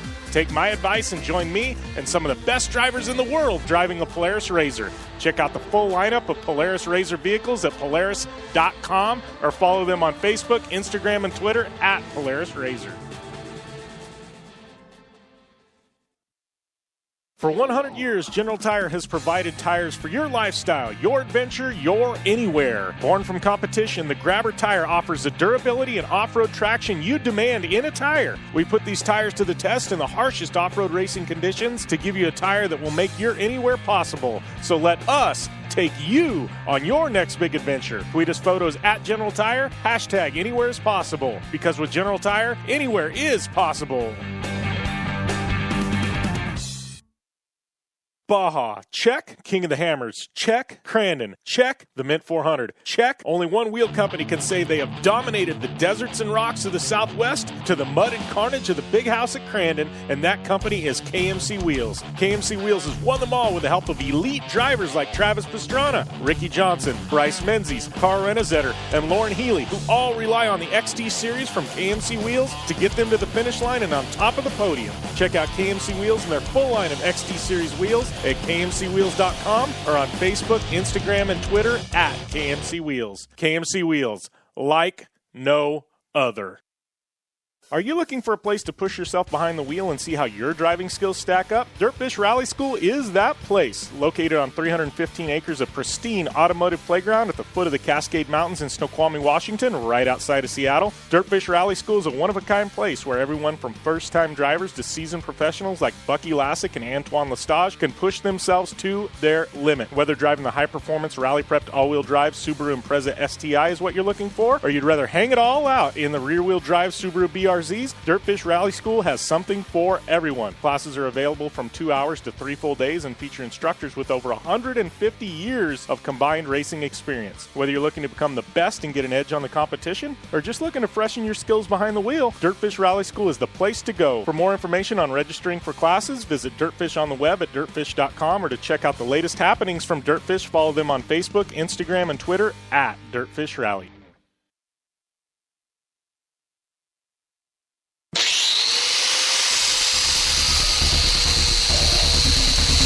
Rigid Industries is the original and #1 LED light bar manufacturer in the world. Torture tested by some of the best drivers in motorsports. Rigid LED lighting products use cutting-edge technology and can stand up to the harshest conditions Mother Nature can dish out. Designed, engineered, and assembled in the United States, Rigid LED lighting is the only choice for your off-road vehicle or boat. Find out more information on the entire line of Rigid Industries LED lighting products at www.rigidindustries.com. Did you know that Parker Motor Company is one of the best places to shop for new tires for your car or truck? With a full tire shop and advanced equipment, we can outfit your vehicle with over 13 brands of tires, including Goodyear, BF Goodrich, Yokohama, Falcon, and General. We offer a low price guarantee that will meet or beat any competitor's price. We'll check your alignment for free, and we also offer tire care for any road hazards you may come across. If you need new tires, Parker Motor Company is your only choice. Parker Motor Company, your hometown Ford and Lincoln dealer. Looking to have some screen printing, embroidery, or design work done? Intense Tees has you covered. Intense Tees provides the highest quality and detail for custom screen printing and embroidery services for corporations, schools, race teams, and all organizations alike. Complete line creation including designing of an entire corporate identity, product line creation, support promotions, product packaging, exciting banners, polos, tees, sweatshirts, caps, and vinyl decals. Intense Tees is the official apparel provider for the Down and Dirty Off-Road Show. Find out more on the web at www.intensetees.com. That's www.intensetees.com.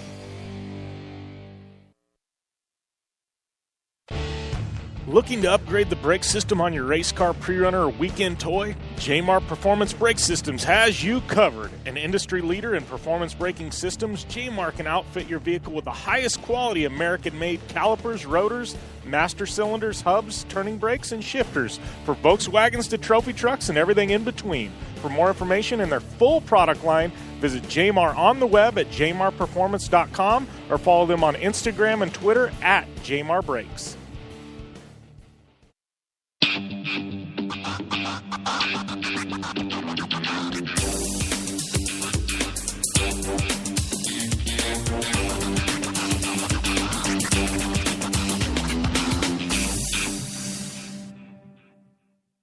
Welcome back to the Down and Dirty Radio Show, powered by Polaris Razor. I'm your host, Jim Beaver.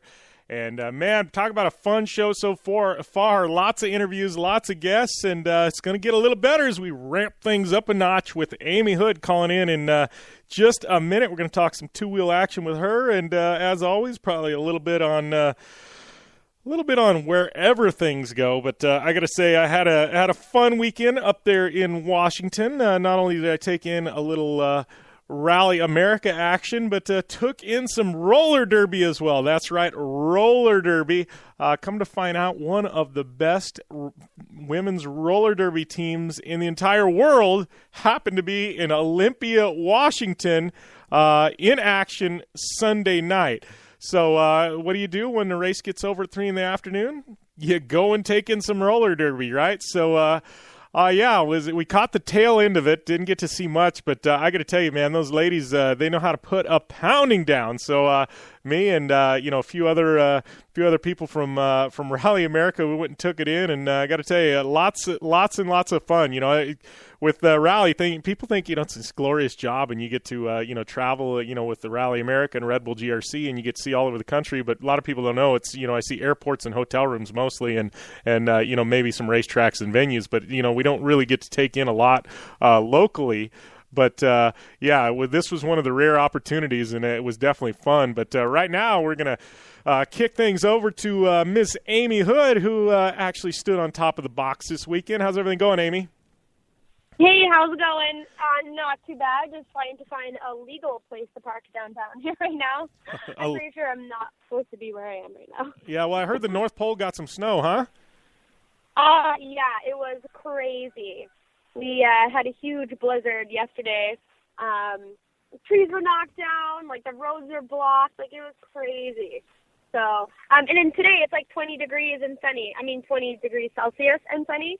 So it's super weird to put it all together. One day I was racing, and the next day it was snow, and today I could probably suntan again. But that's the joys of winter peg. Weather can change at the snap of your fingers. Yeah. Has a mind of its own. Yeah, no kidding, man. It's been keeping up with your guys' weather up there is, man, it's draining on me. It's got to be draining on you having to live in it, right? It's crazy. It's really hard to plan for anything. The race this weekend was actually supposed to be a 2-day race, so Saturday and Sunday. And we just had a feeling it was going to turn ugly. Forecast said all weekend was supposed to snow and rain. And actually, they even called for tornadoes for where I was at. So we're just I'd rather play it safe. And we packed up and we headed home on Saturday, which was smart because Sunday was just disastrous. So, that's Winnipeg for you. Yeah, but you took home a 1-1, right? You walked away with a number one plate or top of the box over the weekend, right? I did. I won ladies class. I wasn't too happy with my 250B moto. I'm not a really big fan of the sand, and this is a sandy track. For your first race of the year, sand is just no fun. I'm physically not ready for it. Never mind mentally ready. I wasn't too happy with my results, but it gave me kind of a good stepping stone of what I got to work for this weekend. We have our first race here in Manitoba, and I'd really like to do a lot better in the guys' class and finish top 5. It's a much bigger field here in Manitoba. We have a stacked 250B class. I mean, sometimes we even have qualifiers. So, yeah, I just got to put it all together, do some work at the gym this weekend, work on my fitness. But, yeah, hoping for a little bit better results. Yeah, all in all, it was a good weekend. It was fun to get away for once. And, yeah, so I'm ready for this weekend. Yeah. I'm ready for some hard pack ruts. That's my favorite. I mean, the drier, the more concrete the track, the better. For me, I like it like that. Yeah. Well, I gotta ask you because you know, I did obviously work the Rally America event this weekend, as you know, and you know, things got over early, so we got to dive into some local Washington culture, right? So we went to roller derby. Oh, really? Yeah, we went to roller derby. Have roller you ever been derby? Yeah. Have you ever been to a roller derby? Okay, I have never been to a roller derby, but fun fact of the day, I was totally on. Like, my parents put me in, like, rollerblading classes, kind of like speed skating, but you learned, like, tricks and stuff on rollerblades, and I thought it was super cool until I got older and found out how, you know, apparently uncool rollerblading is. But I think rollerblading is awesome, so that would have been so cool. I'd love to see a roller derby race. Yeah, I can totally see you neon spandex shorts, pigtails, doing it up in your rollerblades, right? Big old scrunchies. All me written all over it. For some odd reason. I'm a rollerblader. I could totally see that. At roller derby. Totally. I could see you as a roller derby person. So tell me a little bit about this roller derby. Like, was it an all girls? Like, I mean, most of the time you hear about, like, all chicks, like, crazy tattoo roller derby team. Yeah. But, yeah, well, it so was. How did it go down? Yeah, well, see, one of the guys that was with us that's on the media team for Rally America, his daughters actually do roller derby, so he's literally like an expert. So we kind of had our tour guide through this whole thing, right? I only got to catch the end of it, but I guess in the United States, and it might include Canada, they have roller derby rankings, right? So there's like 500 teams ranked. I didn't know there was 500 roller derby teams in the country, but there is. So.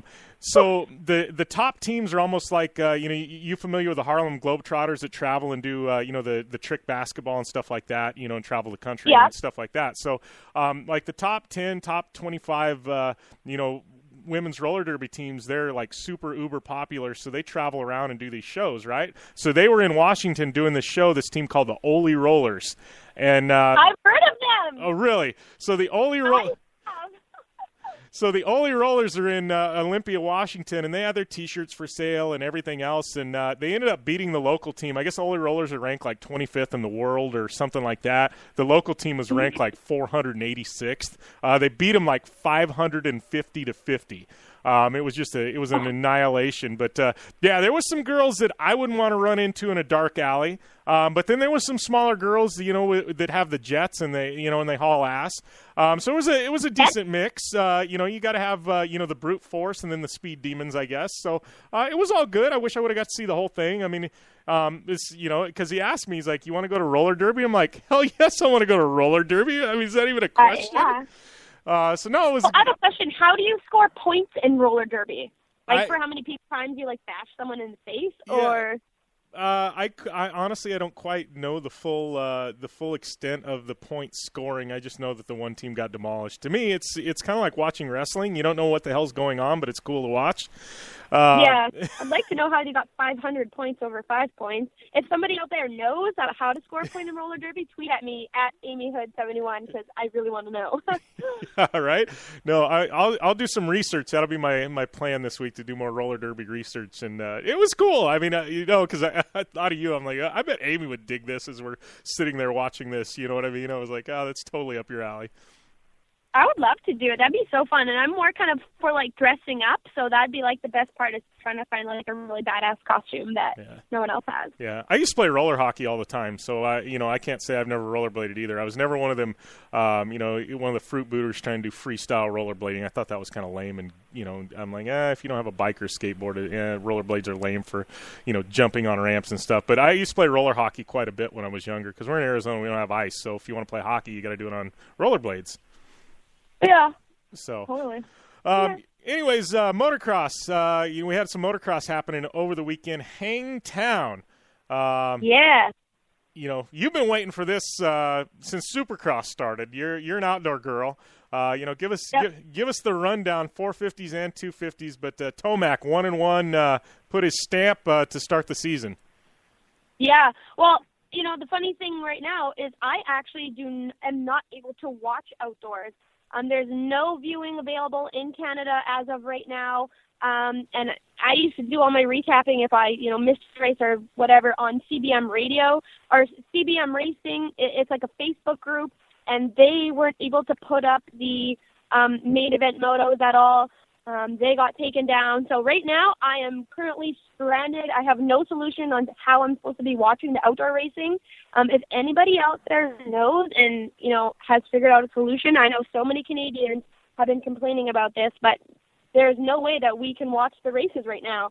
So all I can do is kind of, follow up with RaceRex and Transworld, and I've been avidly watching Twitter feeds to, get my race day up-to-date action because I can't watch it. Okay. Here's a question. So I've always watched – I never watch it on TV. I always watch it, promotocross.com, their website. They do a live stream, right? And and they archive the live stream after the race is over, and you're blacked out in Canada from the live stream. Yep, everything in Canada is blacked out. And then we don't get the channels that they air it on, and now apparently they're like any other like third-party group that is posting, race day footage, they're getting blocked as well. So every kind of thing that I've gone through to be able to watch it, I can't do it anymore. So I don't even know where to go. I have no idea. So if anybody out there has any tips for me, I know there's so many other Canadians having this problem too. So we're all trying to figure out a solution. But unless I change the IPA address of my computer or something, I don't even know what to do. You got to make the drive to North. You got to drive across the border to North Dakota and then hook up your computer to watch it, I guess, right? I know. Well, that's what we were actually. Go find a bar in North Dakota.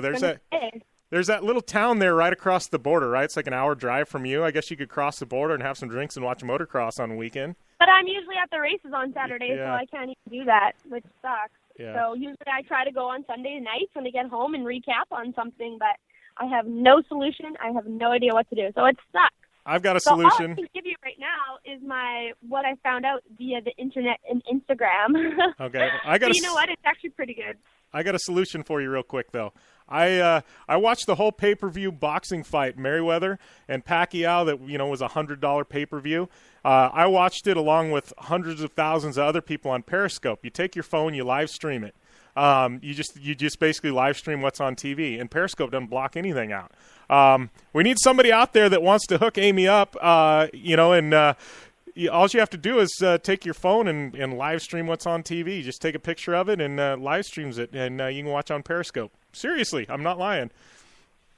I don't even know how to do that. I'm very technology non-savvy. Well, you need a Periscope account first, Amy. It's tied in with Twitter. We got to get you on Periscope. Okay, well, we'll figure it out after this because I really do need a solution. So we'll figure something out. But anyways, let's talk about the race. Okay, so all I can really tell you right now is kind of what I know so far, recaps and kind of talking to people and stuff. But I don't know. Did you call it? Did you think Tomac would be this dominant over, Dungey and Baggett and stuff? I kind of saw it coming, but I didn't know he was going to be as successful as he was. So, hats off to Tomac for just killing everybody out there. 450 results, it was Tomac, followed by Dungey, and give it up for my favorite rider in the 450 class, Jason Anderson, third place finish overall. He was stoked. Social media was blowing up. It's really funny because, you have Tomac as the winner, Dungey, longtime favorite, but it's guys like Weston Pike and Jason Anderson that blow up social media. They are such fan favorites, and brands and teams and everybody loves when the underdog is successful and is taken over from these big guys. So a lot of people doing shout outs to Jason Anderson this weekend, but he rode extremely well, and I think he's only going to be able to progress throughout the season, and I would really like to see him finish on the top of the podium or second, and I really think that he could do it. He's an extremely talented outdoor riders, and we were talking about it before, there's better guys who are better at Supercross and guys who are better at outdoors, and Jason Anderson is a much stronger outdoors rider. So Yeah. And then there was Baggett pulling up in 5th place, and he's slowly being able to put it together. I think he's going to be more of a successful outdoor rider compared to Supercross. But, that was your 450 overall. Yeah, I think on 450s, I mean, the big surprise to me is there was a lot of guys that were out of the top 10. I mean, Barsha, Roxon, Chad Reed. There's some heavy hitters right there that were all outside of the top 10. Yeah, Seeley got injured first moto. So, it's a bit of a shakeup. But that's the thing always, the first round, you can never really gauge what's going to happen throughout the year on the first round, because it's hit or miss for some guys. Some people show up, clean up, and some people show up and flop, and you got to kind of go back to the drawing board and say, okay, how do I put this all together? So, that's the first round's a little bit tricky to gauge how the season's going to play out. But, I mean, it's pretty obvious that Tomac is just in a league of his own right now, and the guy's going to be on fire for the whole season. I guarantee it. And he is so consistent, too, so I don't think he's going to have a lot of trouble. People are going to have to keep up to him. Yeah, for sure. So moving over to 250s, looks like we had Jeremy Martin and Marvin kind of split things up there, but Jeremy Martin ended up coming out on top. Yeah, and he's finally he's a much better, again, we talk about who's better at Supercross and outdoors. Jeremy cannot put it together for Supercross. And you would think after coming off of outdoor championship that he would have confidence going into Supercross, but it was a huge flop for him. So, he was talking about having to redeem himself, and, the spotlight, he said in his own words, the spotlight has been on Cooper Webb and Marvin Musquin, and he really wanted to claim that back. So, but Marvin Musquin, still one of the top favorites. I know he has a point to prove. He wants to win a championship before he can move up to 450s. And, when that guy puts his head down and he has a goal he sets the goal, he's gonna get it. So it's gonna be really good. I really hope both riders stay strong, so we have a good battle all season. Those two are gonna be battling out. Yeah, for sure. And then I got to say, probably not the results he wanted, but I was just excited to see him back out there, Adam Cianciarulo. Yeah, probably not the results that he wanted. He was fastest in qualifying, though. So, hopefully he'll be able to, step it up for the next couple rounds here. But, yeah, I'm happy Adam's back. He's always super fun to watch, fan favorite. People love him. The little girls love him. So, it's great to have him back. I like the kid. He's great. But, we got to talk about his teammate Aldridge there. He had one heck of a weekend, a super rough Supercross season, so it's really good to see him put it all together and finish third, a fifth and a third overall. So that was good for Chris. Yeah, for sure. So what do we got? Glen Helen up next. This is another one of those iconic kind of venues there in Southern California. I did be back at Glen Helen. Yeah. So what's your schedule look like? I mean, as far as making it out to some of the outdoor races, I know you're going to hit up a few of them this summer.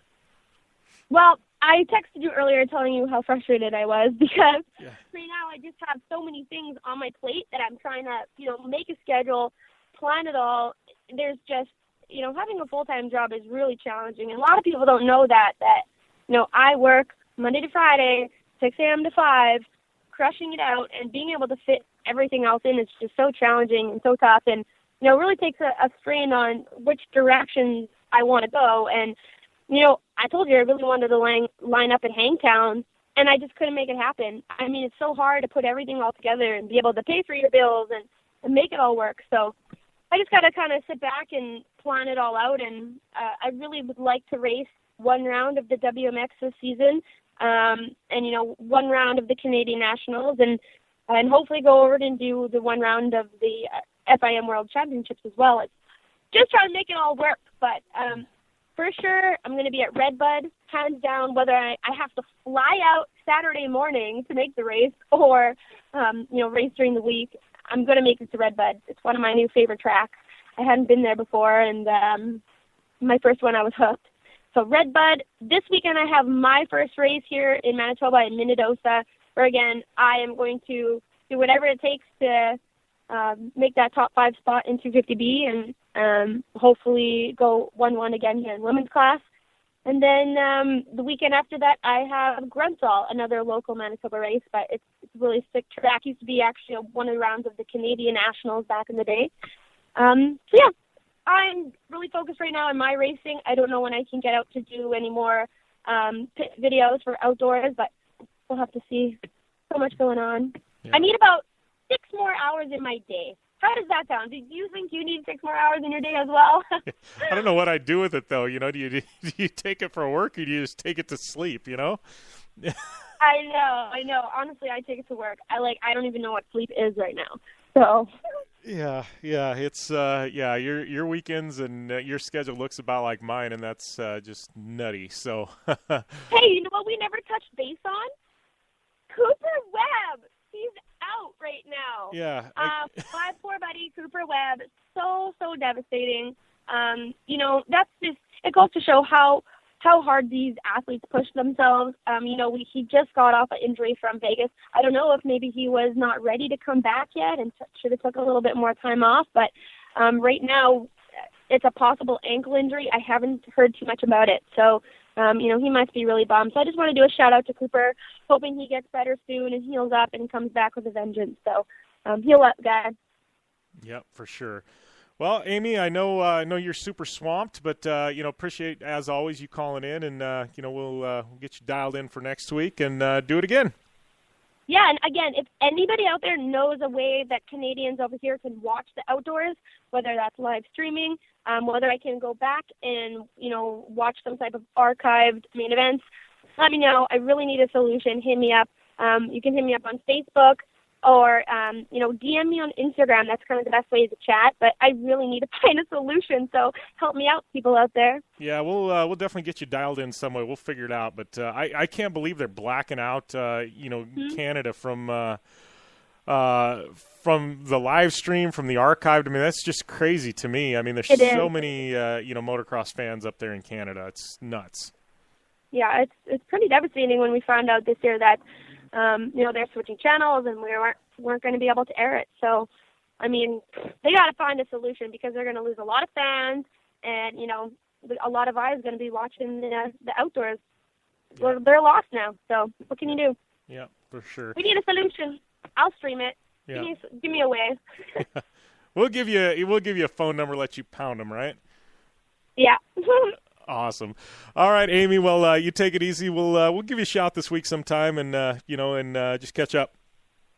Awesome. Sounds good. Well, you guys have a good weekend, and let's put a roller derby team together. I think it'd be pretty good.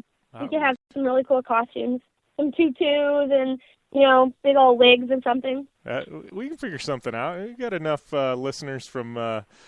Or enough, drivers and athletes from up there that, Midwest know how to ice skate and stuff like that. I'm sure they'd transition over to. Yeah. I'm sure. Down and Dirty Radio Show roller derby team. Yeah, that's just what we need.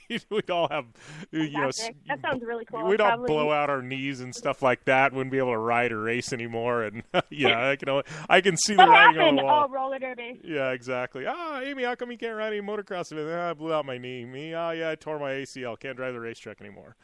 Yeah. That sounds, maybe not so much.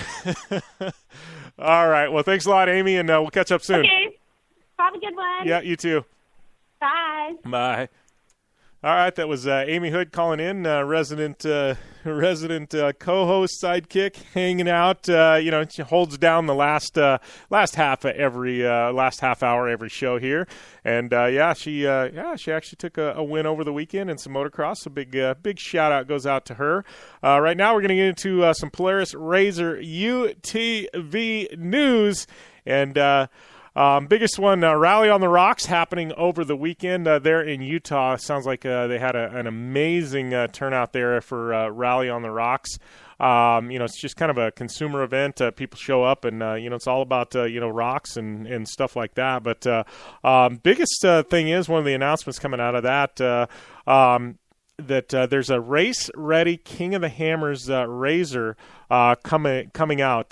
Basically, Dave Cole from King of the Hammers and HCR, who is the absolute leader in UTV suspension kits, have teamed up to bring out a race-ready package that you can take to King of the Hammers, the UTV race, and compete in, and it's good enough to take a victory, right?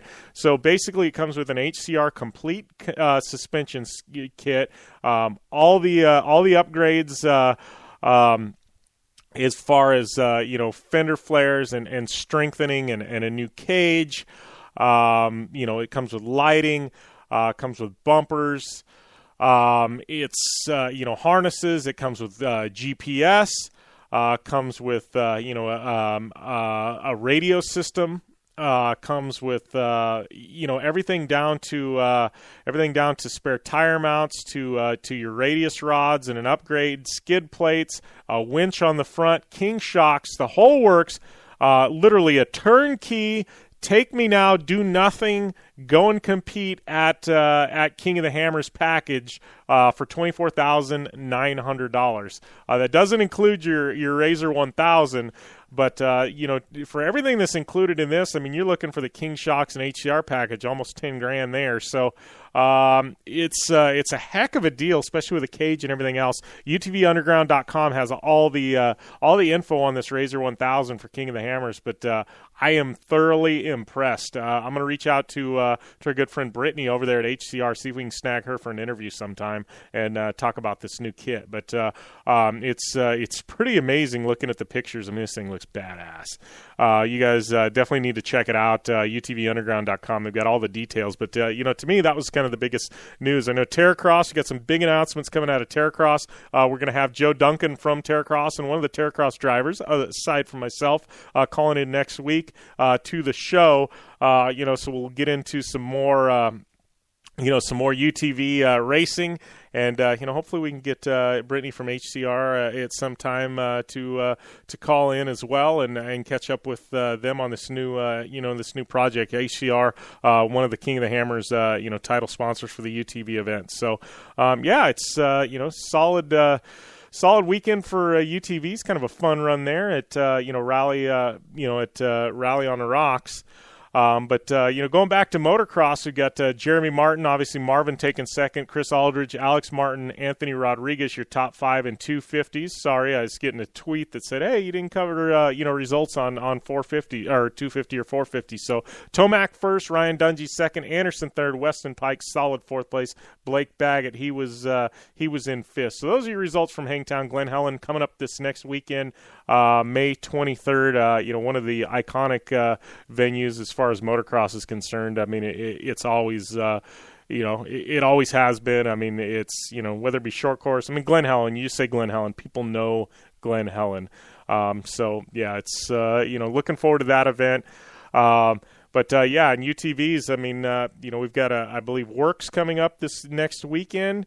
We've got Motocross coming up this next weekend. We've also got, Lucas Oil back in action the end of the month. We got Baja 500, Formula Drift on the horizon, WRC Portugal, Linden Hill for World RX, Global Rallycross kickoff, Formula D coming up. It's, lots of racing coming up the next couple of weeks. So we will definitely have all of that for you here on the Down and Dirty Radio Show. Don't forget, next Tuesday we are airing. It will be a Tuesday show here on the Down and Dirty Radio Show. Guests that I can confirm, obviously Ami Houde, she'll be calling in. We got Joe Duncan from Terracross. We got Ari Lyondike Jr., he's going to be calling in and chatting with us, and hopefully we'll have one more announcement to make as we get closer to next week. But a solid lineup so far, and we're shooting for lucky number 4 guests next week. But got to give a big shout out to Polaris Razor, General Tire, Rigid Industries, Dirtfish Rally School, UPR.com, Blue Resort and Casino, Wakeboard Island, JMR Performance Brakes, KMC Wheels, Parker Motor Company, Gibson Exhaust, MTX Audio, the official audio partner of the Down and Dirty Radio Show, and Intense tees. Also, big shout-out to Keegan Kincaid for calling in, and congrats on the podiums over the weekend, buddy. Ami Houde, my sidekick in that victory she took over the weekend, and Chris Leone from Red Bull GRC. And thanks to all of you who listened in and all of you who tuned in over the weekend to Rally America Radio. Big shout-out to weekend winner David Higgins and Topi Heikkinen. And then, all the TORC winners and Ami Houde for taking her win and all the motocross winners, Great to see outdoor season kicking off. And, if any of you are Canadian and know how to tune into motocross, or if you're American and got an idea to get Ami Houde to tune into motocross, let us know at JimBeaver15, at Ami Houde71 on Twitter. And as always, both of us love to hear from you guests. And got to give a big shout out to Eric Lundgren, one of our longtime listeners to Down and Dirty Radio Show. He was our fantasy Supercross winner. He drove out an hour to come see me in Washington to meet me with his daughter. And, that's always fun to meet you listeners and fans. So if I'm in your area, I definitely would love to make time for you and meet you. Always fun to do that. So thanks, Eric, for coming out. Got to give you a shout out. Give me a follow at JimBeaver15 on Instagram and Twitter, Facebook.com/Down and Dirty Show. And, download our app, available on Apple, iTunes, Google Play, and the Amazon Kindle store. And, don't forget at Ami Houde71. That's her social media on Instagram and Twitter, and you can follow her on Facebook as well. Big show coming up next week. It will be a Tuesday show, our last Tuesday show for a while. You'll be glad to move back to Mondays. But as always, have a safe Memorial Day weekend for you United States listeners. Don't drink and drive. Be safe. Have fun. We'll see you on Tuesday. As always, game on.